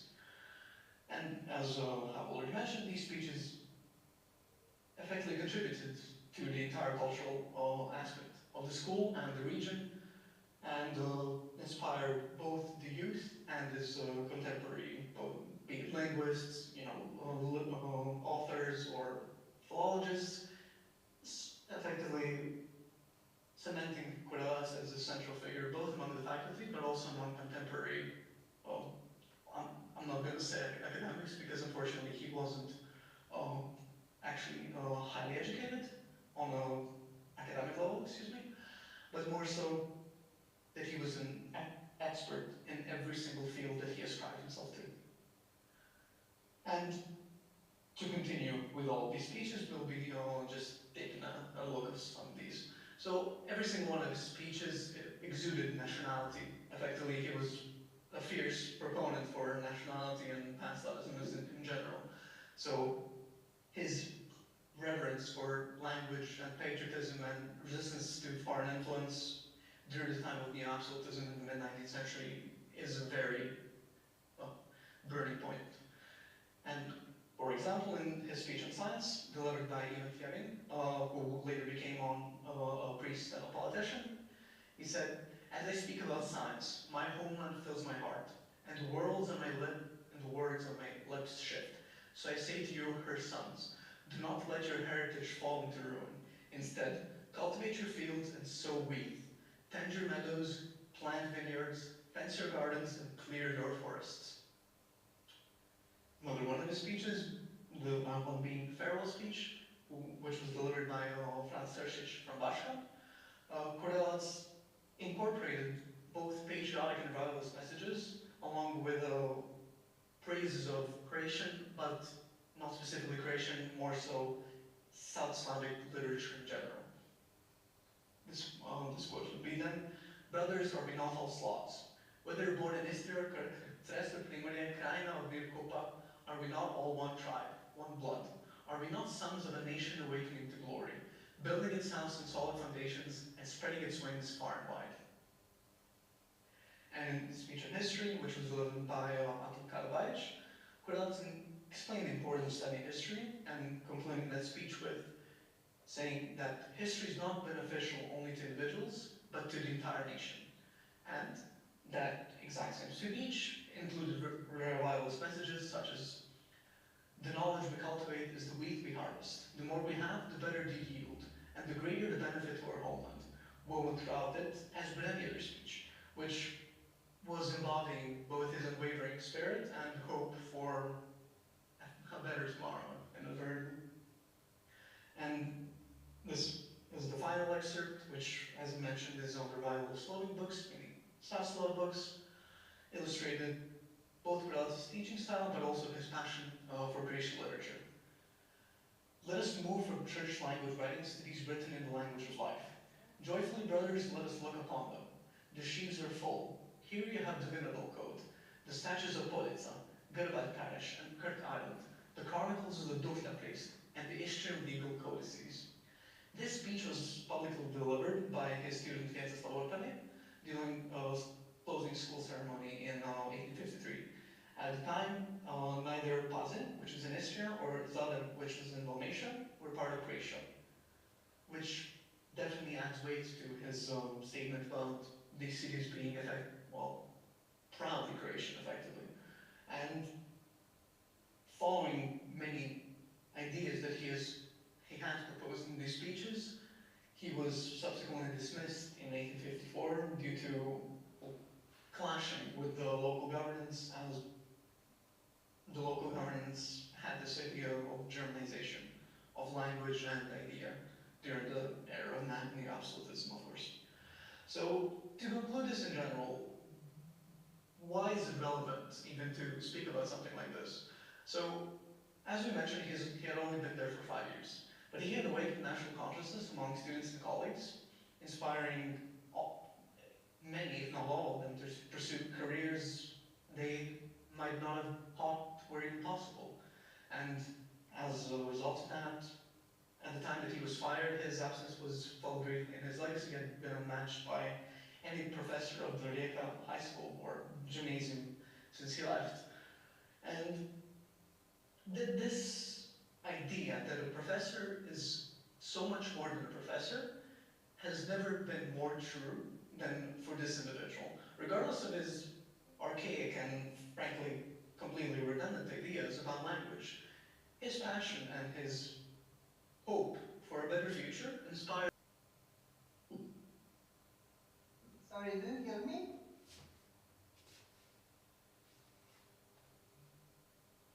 Yes? Yes, okay. I would like to greet all of you. At the beginning, I would like to thank the organizers, our colleagues Ladislav and Ildiko, for the invitation and the opportunity to meet at least online this year. The conference to which colleagues from Hungary invite us are always a good opportunity to exchange the result of our scientific research. But today I'm not quite sure about that result of research, because today my presentation will not refer to the topic I usually deal with. It's always something about women's rights, about Athenian democracy, about the rule of law. But today I choose something connect with the issue of the conference this year, about academic challenges and about education. At this conference, I would like to highlight the importance of general history in legal studies, the legal profession, but also in the everyday life of people whose occupations are related to the society. I can say that it seemed recently that the general history of law and state course in the legal studies loses its importance in preparation for the legal profession, but I can also say that contemporary turbulent events in the world show exactly the opposite. This is an indication that changes in education should be approached having in mind that some trends are periodically repeated. We can say, for the example, let's say pandemics. So we had it in history and we had it 2 years, 3 years ago, maybe also in future, I'm afraid. So frequent wars also in different parts of the world, restrictions and threats to fundamental human rights, migrant crisis, crisis of democracy, relics that have not been overcome, even by the development of law, such as I can say, for the example, blood revenge, an institute that has existed since ancient times and is still the subject of decisions of the European Court of Human Rights. I found two decisions of European Court of Human Rights that are dealing with that relic, that blood revenge. So that require knowledge of the certain logic of the development of society, especially the state and law. Historical experiences are not only the basis for understanding contemporary phenomena, but also the last painful lesson and least painful lesson for modern people. It is usually said that the historia magistra vitae est, so I think that is only tentatively true. Namely, history, in our case, legal history, points to certain legalities of reveals the nature of people who create state and the rights that maintain order and peace in it, and enable the principles declared by the representatives of the School of Nature Law. Knowledge of the state and law in the historical dimension is asked in each of the time periods from the antiquity to the Middle Ages to the most recent times, including development, let's say, of socialism, regardless of whether or not Historia Magistra Vitae Est can provide students with an in-depth picture of the development of society on which they can build more solid foundations for positive law and practice. Thinking according to which not only the state and the law, but also each legal institute for itself were created at every moment when we address them leads not only to their misunderstanding, but also to their incorrect application. The development of the state and law was influenced by many factors that changed over time. All these factors, above all those related to the economy, are still indispensable in any review of the state legal system and the individual as a member of society. General history of law and state is from the very beginning in the foundation of legal education. With the founding of the Zagreb Royal Academy of Science, by the mandate of 1776, the Faculty of Law was established too. In the expanded document, Ratio Educationis totius per reo literaria per regnum Hungariae et provincias eidem annexus, the course under name Historia Provinciarum Europarum, Historia Universalis, et Collegium Novorum Publicorum was already foreseen next year as compulsory. The chair, or let's say department, Historia Universalis et Historia Statutum, was born in 1780. Since then, the legal history has come a long way and has strongly influenced both legal education and, I can say, legal profession. The name of the course was changing, but the curriculum of the course was always aimed at enabling students to understand complex organisms such as society as a whole, or an individual with all his or hers emotions, aspirations, and material needs. This could only be achieved by presenting certain legal historical methods. From the middle of the 20th century, the course curriculum includes the development of Babylon, classical Athens, Greece, England from the 11th to 20th century, medieval Turkey, the development of United States of America, France, after Revolution, Russia, and the United Soviet Republic. We must emphasize that in the course curriculum there are also the sources of canon law and Sharia law. The development of criminal and civil law, as well as the origin and significance of certain institutes in the reality of time and space are taught in particular. I would say that considering contemporary global trends, knowledge of the sources of Anglo-Saxon law, especially common law, is a necessity, which is another indicator of the importance of this course in legal studies, but also in practice and necessary business communication. We spend more and more on internet and on artificial intelligence, I mean first ChatGPT, so that is also a good source of getting to know the history, in fact the legal history. But it's not always good to see it as a photography. It must be seen in the reality. So our aim is, by noting the historical injustices and legal illegality, act in practice and influence the legislator in order to achieve a more orderly society of equals. I think we can do this with legal history. I would like to quote some of my colleagues. First, Professor Jim Phillips, that said, "The law has always been shaped by circumstances and context. It has never been a wholly independent force, and we need to appreciate this in order to impair students with a proper understanding of the law." That's from his article, "Why Legal History Matters." Professor Phillips argued for a continued contextual approach to the study of legal history. I found another thing that is very important, and I found it very interesting about legal history. It's at the website of Columbia Law School. There is written, "Legal history enriches our understanding of the law, enhancing our grasp of current problems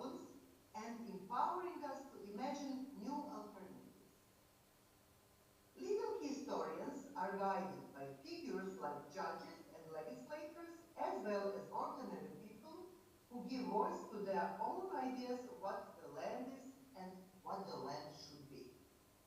And third, written by Bill Davis, assistant professor, I must say that I have chosen 4 quotes. First by Jim Phillips. He is a professor at the Faculty of Law, University of Toronto. And the second one, Bill Davis, is assistant professor at the School of Public Affairs at American University. He said, the new history of European law offers the potential for assessing a number of important questions about the origin, evolution, and contemporary implications of the European Union's legal structures. The most important and the most interesting opinion on legal history is an opinion of Ishita Rohati. She is a 4th-year student at the Delhi Metropolitan Education University. She said, legal history plays a much deeper role than simply chronicling the past. It's the key to unlocking the rationale behind current legal principles. She also added, legal history serves as a cornerstone for promoting justice and the rule of law. I must say, I agree very much on that. There is also a work of Professor Karl Herter. Professor Herter worked at the Max Planck Institute. I think he retired 2 years ago. He said that legal history allows a critical as well as different view of the past present. But there is also only one challenge. It's the special interdisciplinary approach and structure between law and history. I mentioned that sentence that historia magistri est, but for legal history maybe we can change it and say if magistra vitae is or is not. We can say for historia juris, magistra justitiae est, et magistra ordinis legalis. So, when it comes to explaining what the legal history is, we must say we can live without it, we can have education without legal history, but legal history makes a solid foundation for the positive law, and it's not the whole life. It's about justice and about the legal order. So we must know that without legal history, there is no good legal study, and I think we can't have good legal profession and professionals. So let's hope that we have a legal history even in the future. Thank you very much. Köszönjük Zrinka előadását. Következik Marin Kersics, a Spliti Jogi Egyetem PhD hallgatója.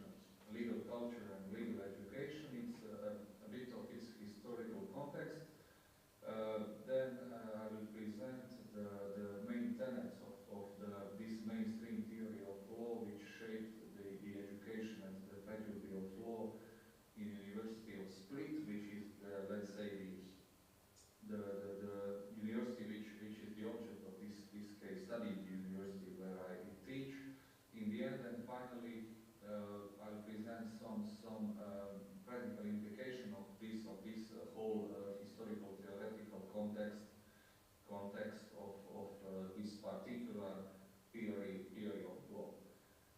So first I will start with brief the definition or actually contextualization of this whole small research.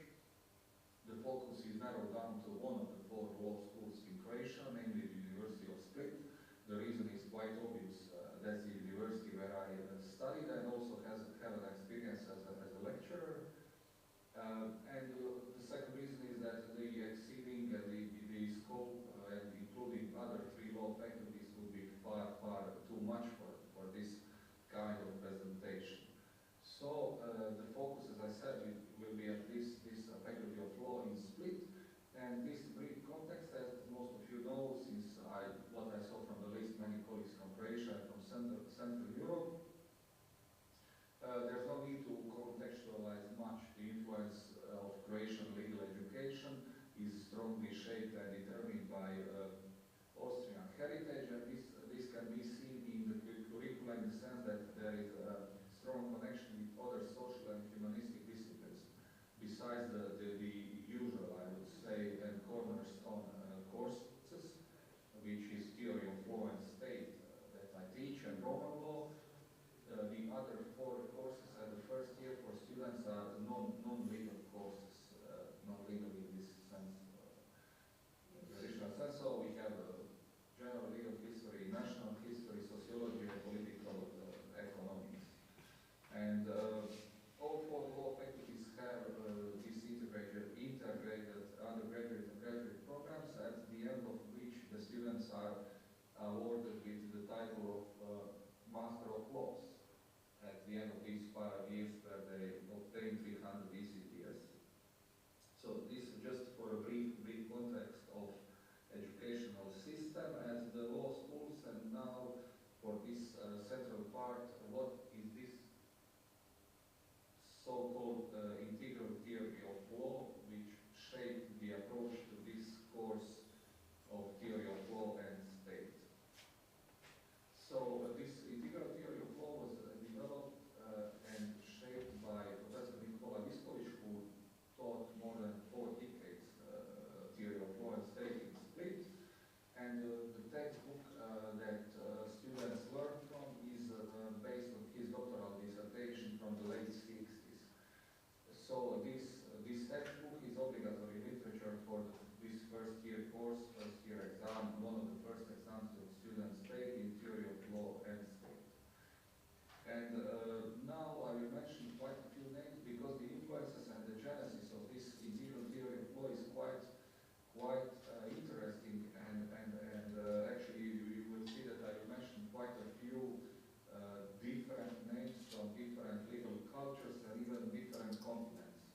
So this integral theory of law, which was developed by Nikola Viskovich, was influenced, strangely enough, mostly by 2 Latin American authors. Carlos Cosio, Argentinian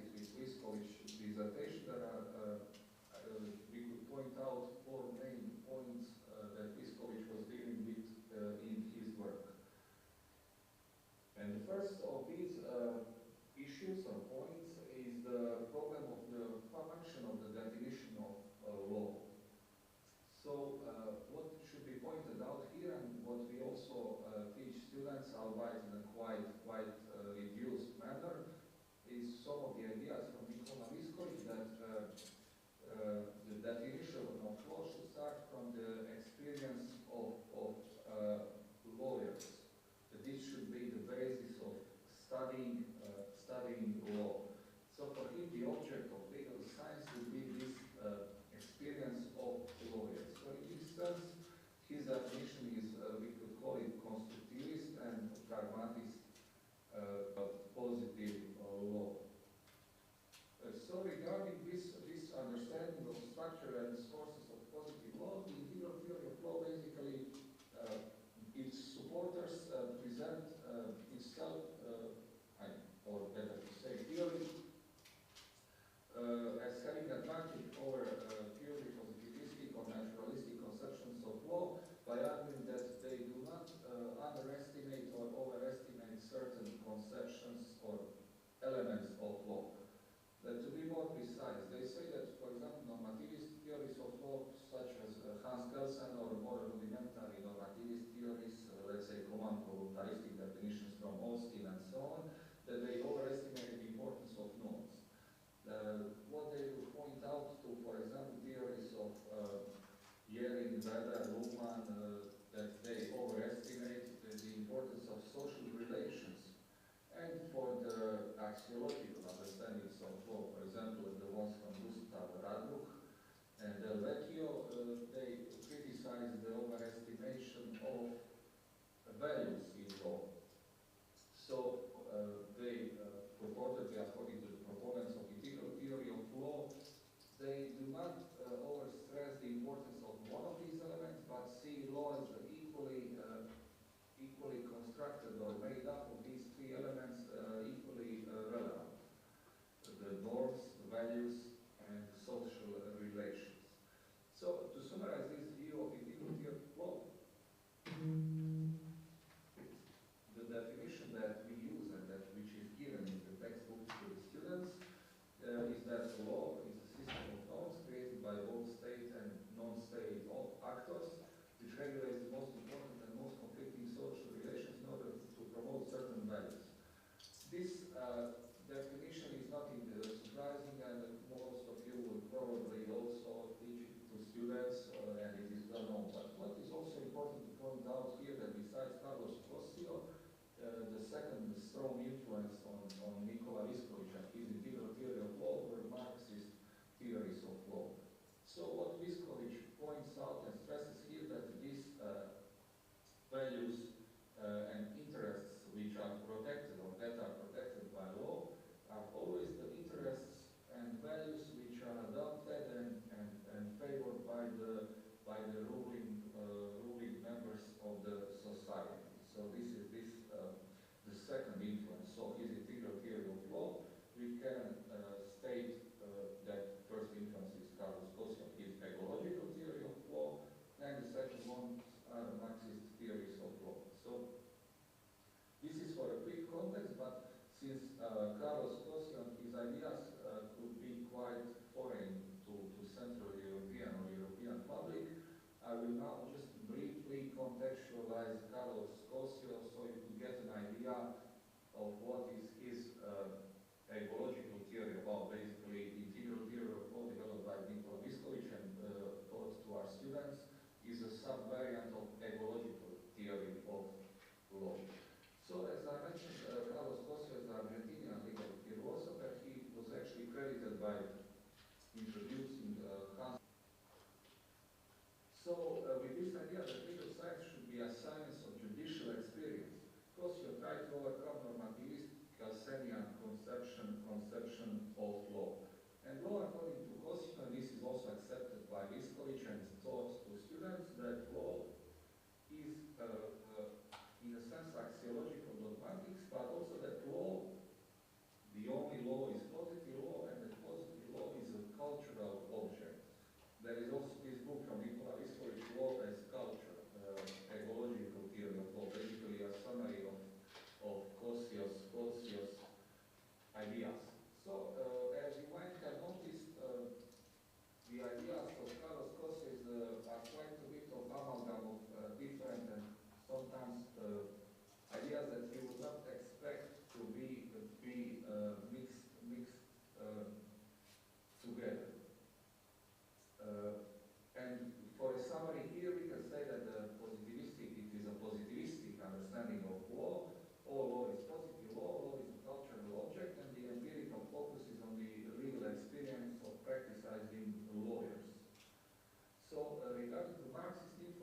mentioned it. The first one is obvious. Viskovich explicitly states the influence of market theories of law, and the second one was also mentioned, so I will not delve further, that these values and interests that the law protects are interests of the ruling members of the society. So here Viskovich opts, not just like Osio, but adding this Marxist approach, that he accepts this interest conflict approach to social phenomena, and we can say that he's against the functionalist or consensual approach. Actually, these parts of the course are excluded in quite a few faculties, but we still do this theory of state and also typology of state, but let's say 2/3 of the book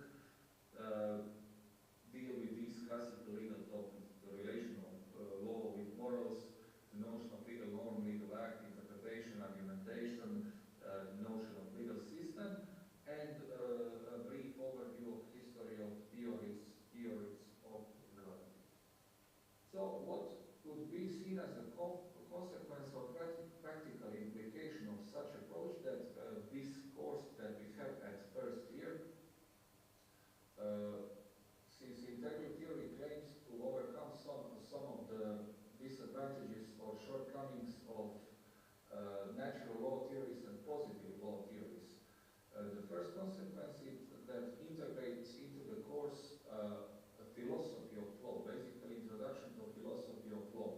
Because in order to show what would be the advantages of integral theory of law, Viskovich in his textbook had to show the brief historical development of other competing theories.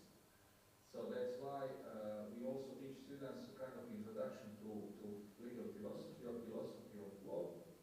And also, this is due to the tradition which will probably be well known to most of you, this tradition of joining and combining the studies of theory of state together with theory of law.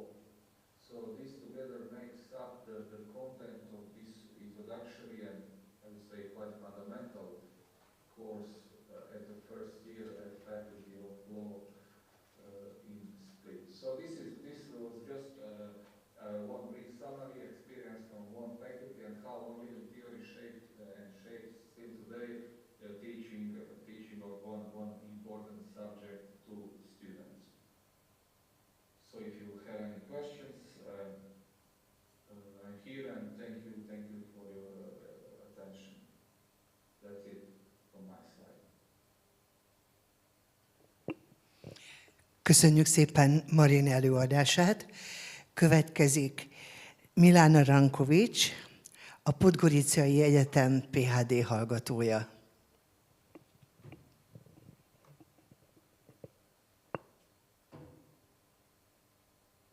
Well, thank you for your lovely introduction. I will now share my presentation and begin with my lecture. Let me just set this to the slideshow mode. Yes, like this. Lovely. Okay. I think I'm gonna...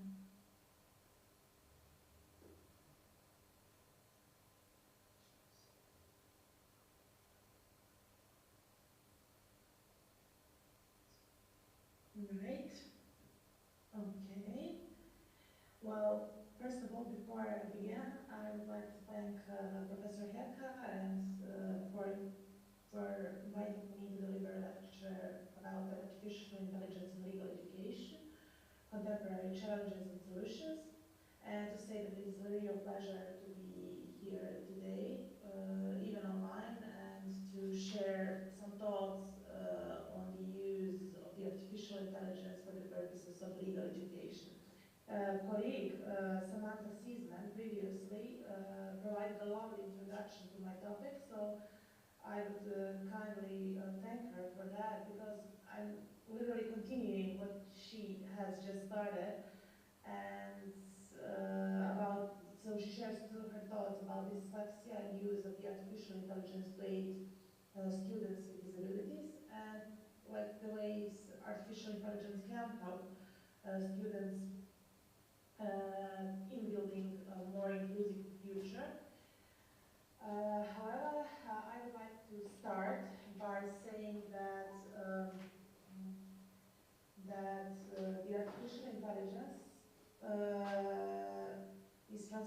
industries worldwide, and digital education is no exception.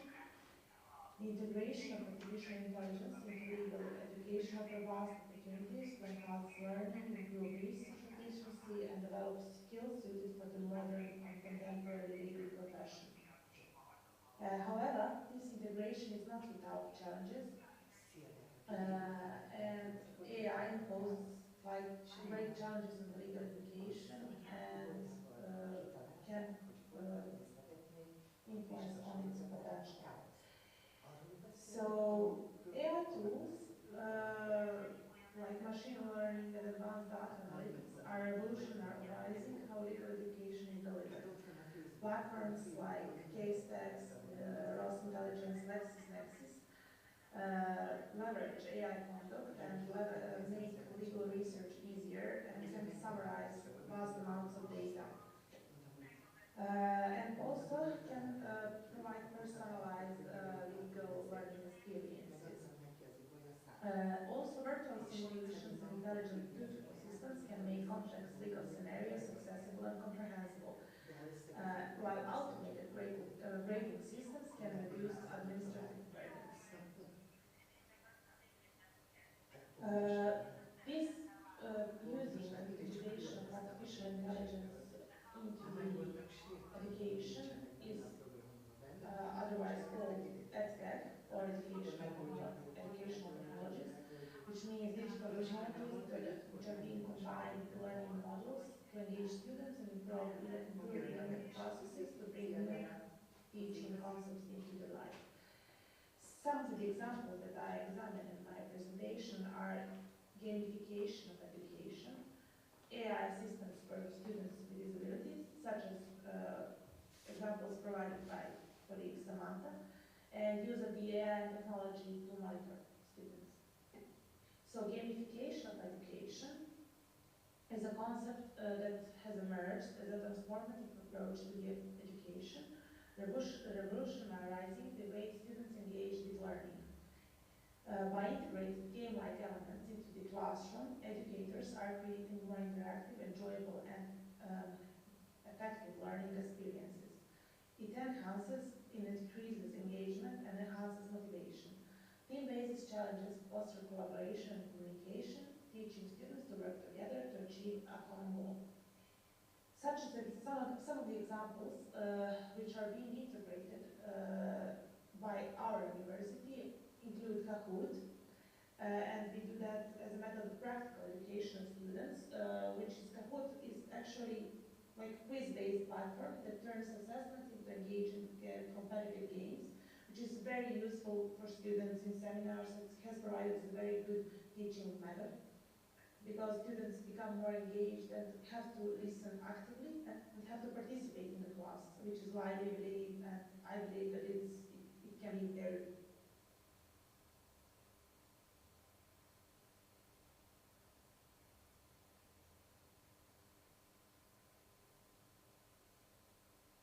So I can continue.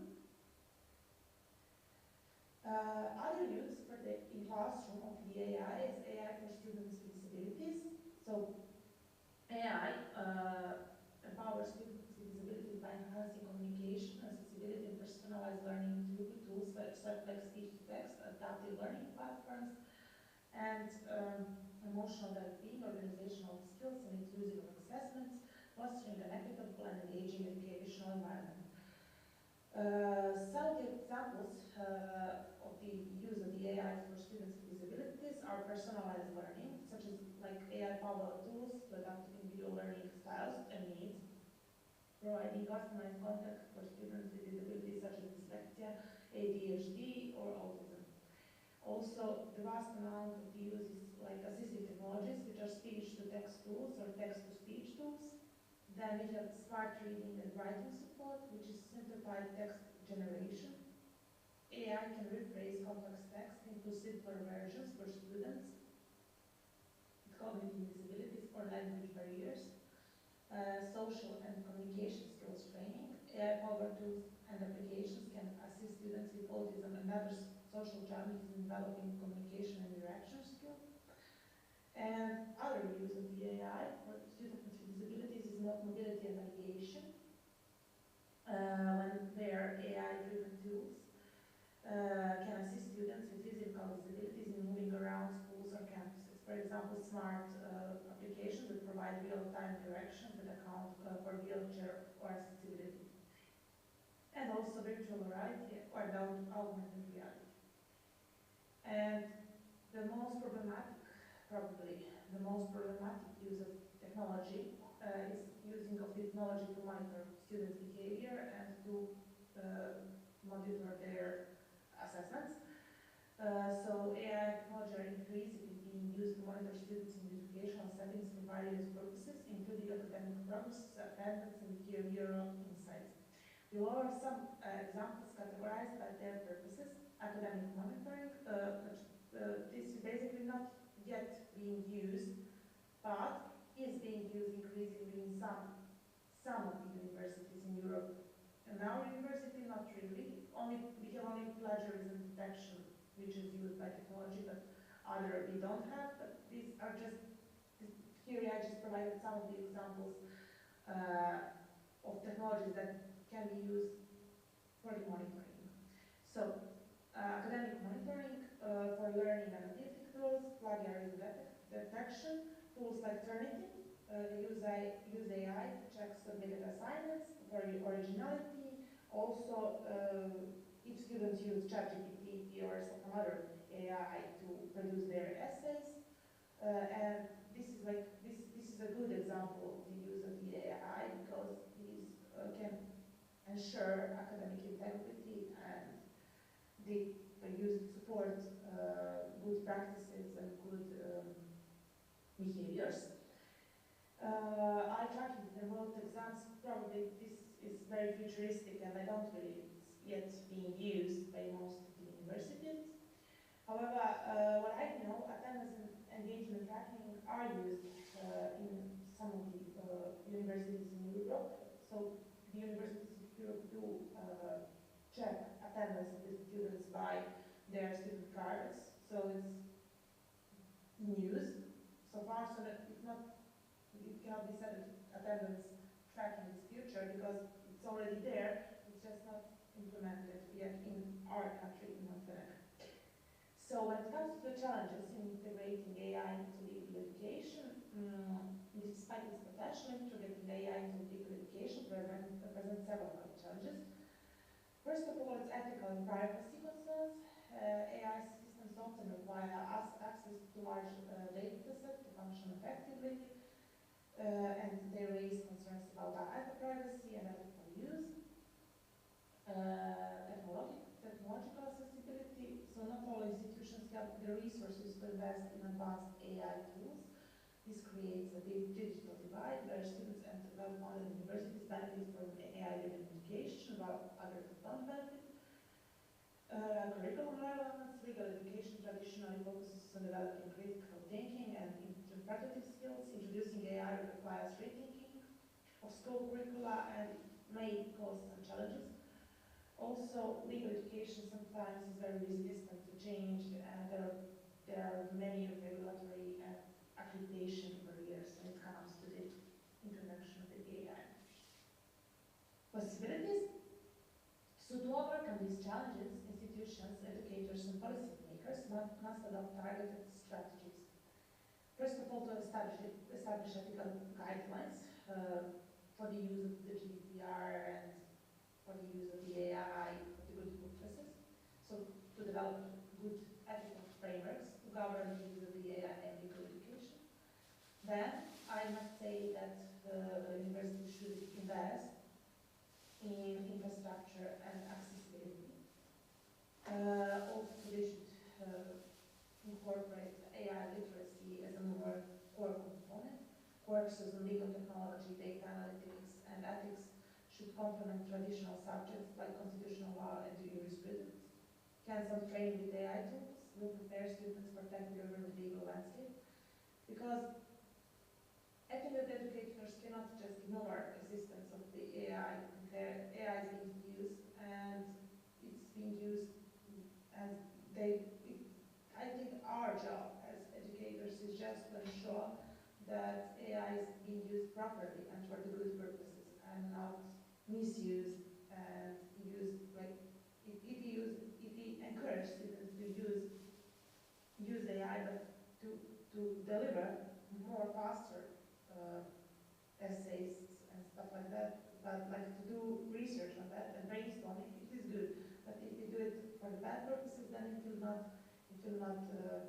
have good consequences. Also, it can be used for the professional development, so training programs for professors and to highlight potential of the AI rather than to replace it. And faculty should be encouraged to experiment with AI tools in teaching. For instance, to brainstorm, to do research, to summarize, but not to write content, and policy and regulatory innovation. So to conclude, I would like to say that artificial intelligence provides great potential and has great potential. And the integration of AI into legal education represents a paradigm shift, offering benefits, but also posing significant challenges for the policy making, for the ethical challenges, for the privacy challenges especially. And addressing issues like this, like ethical concerns and privacy concerns, requires collaboration between universities and government, and collaboration between educators and government officials, and by their together effort, these issues can be tackled. So by implementing thoughtful solutions, legal education can evolve to meet the demands of rapidly growing technology. And because technology is growing, legal profession also changes. And I think that legal profession cannot just ignore existence of all of these technologies. They must address those issues. Therefore, if legal educators equip future lawyers with this knowledge, they will be fit for the demands of the market. So equipping future lawyers with the skills needed to thrive in the digital age, and we cannot say that AI is future because AI is present actually. So I think that our job as legal educators is to equip our students with knowledge that will be used by them in future. So yes, that would be it. If there are any questions for me, I'm happy to answer them.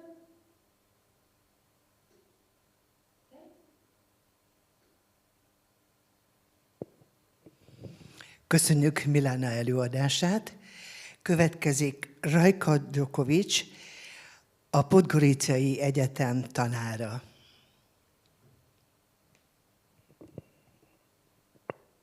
Good afternoon.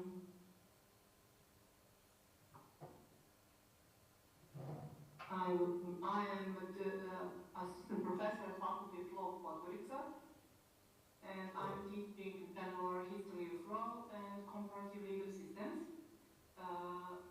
Today, my lecture is about school education or school legislation in Montenegro. I will share my presentation.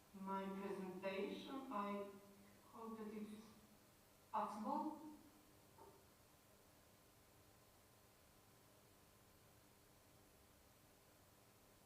Do you see my presentation?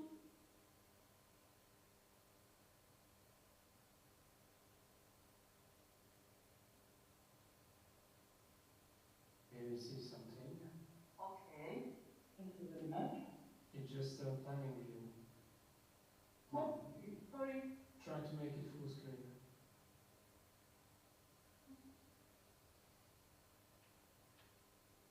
I didn't use Zoom.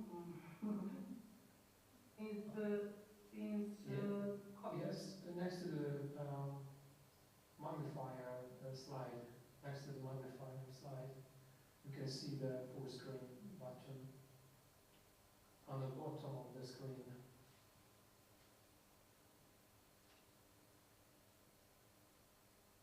Yes. Thank you very much. Okay. Okay.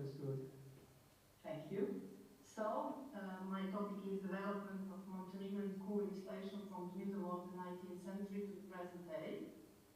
School legislation, in the broader sense, is a special body of rules that regulates the work of primary and secondary school. In our presentation, we generally follow the development of school legislation in Montenegro from the adoption of the first rule to the current forms. Bearing in mind the importance of the first step in the development of Montenegrin education, special emphasis will be placed on the first period of the development, which lasted from the middle of the 19th century until the First World War. The first elementary school in Montenegro started in 1834, and its work was not regulated by written rules. The school network gradually expanded so that in the school year 1873 there were 41 schools attended by 1,744 students. With the more intense development of the state's administrative institution from the second half of the 19th century, the work of state schools was partially regulated. During 1870, two regulations were passed that defined the supervision of the work schools, as well as the ways in which local authorities will be involved in the work of elementary schools. Given the limited funds available from national government for school funding, local governments partially funded school in their area. After the international recognition at the Berlin Congress, the special concern of the Montenegrin authorities was the establishment of compulsory and free primary education.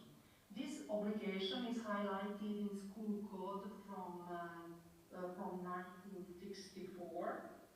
Just to move further,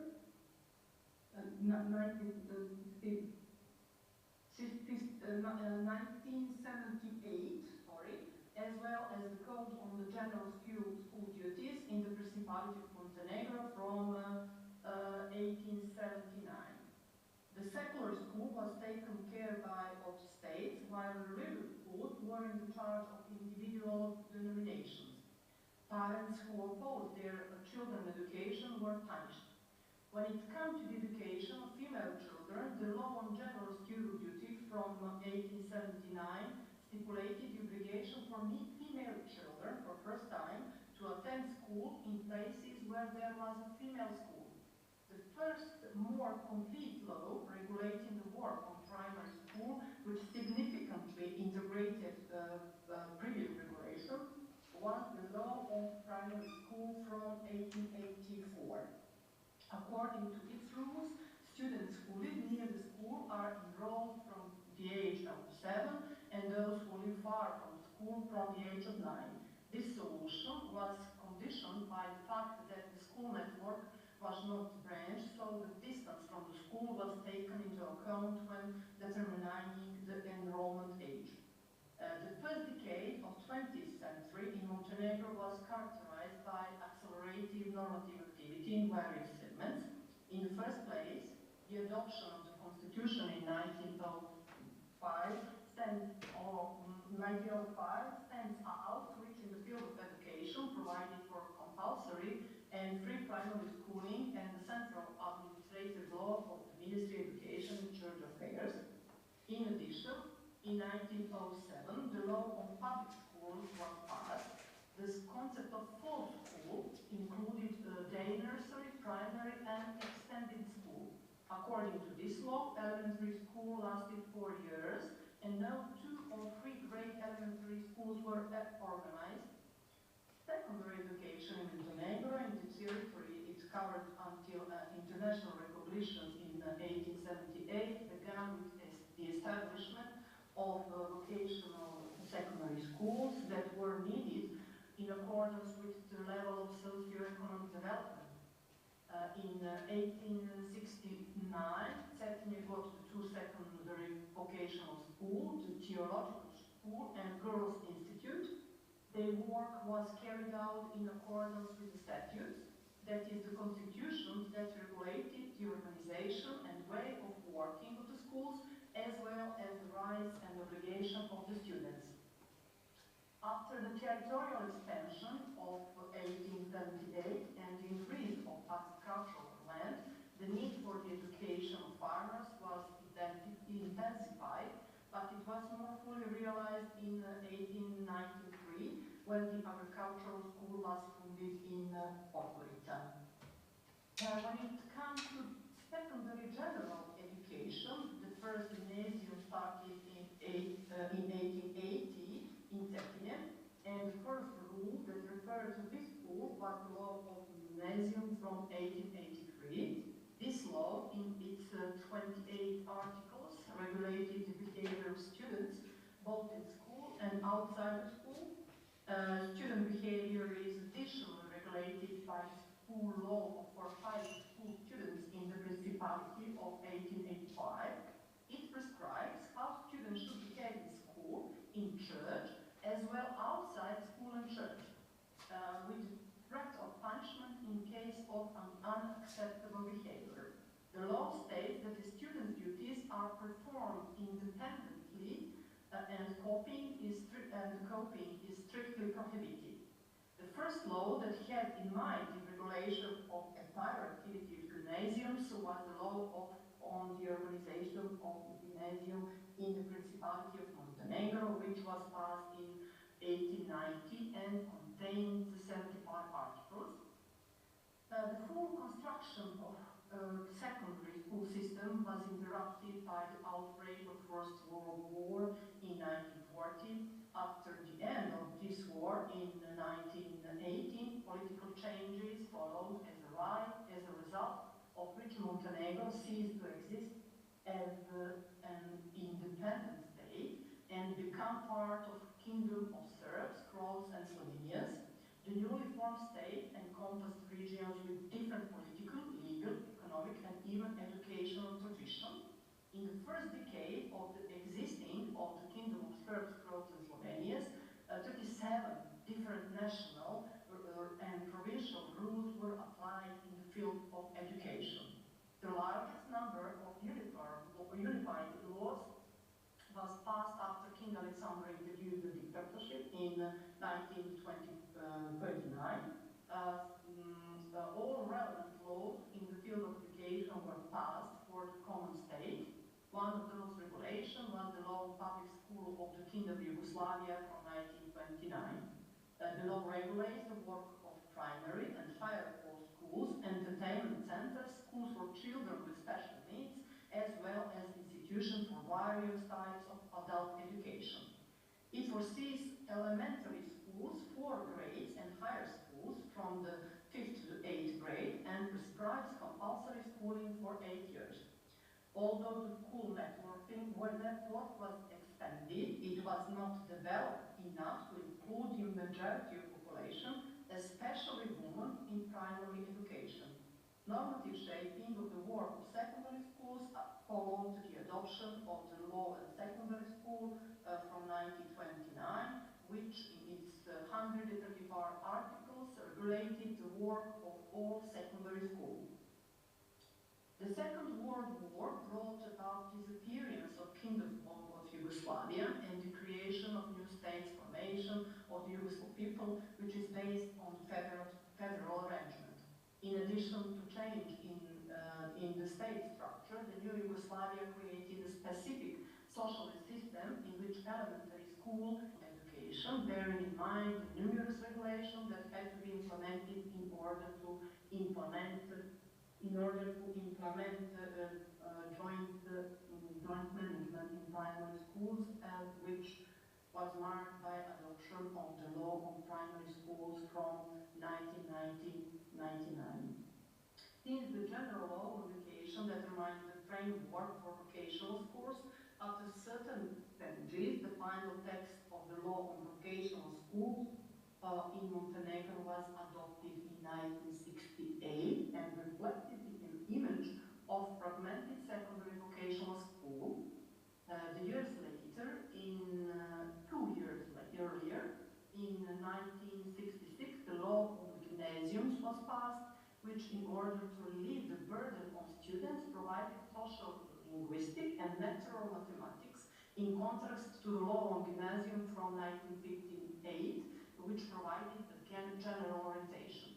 Secondary schools underwent the biggest changes when from the school years 1976 Instead of the existing high schools, open centers of focused education and training as a form of integrated general and professional or vocational education. This system was later reformed in order to reduce the number of professions and the number of teaching subjects. As already mentioned, self-management in secondary education ended with the adoption of new laws after social and political changes at the end of 20th century. To summarize, school legislation followed changes in the political and socio-economic sphere. Today, in accordance with socio-economic changes and the tendency of globalization and the abolition of borders, schools, both primary and secondary, must prepare young people for life in multicultural Europe and democratic society. Through the current law in the field of education, the reform tendencies from information literacy to environmental education to the improvement of quality in the field of education have been respected to significant extent. So I briefly passed through school legislation in order to present it to wider public, because I believe this legal rules doesn't be presented earlier in English language. And I know our professors are focused on academic education, but I believe that this first step, primary and secondary education, are also important also for students and our future students all at the same time. That was for me. I was glad to be part of this conference. It was very inspiring to hear different topics, especially on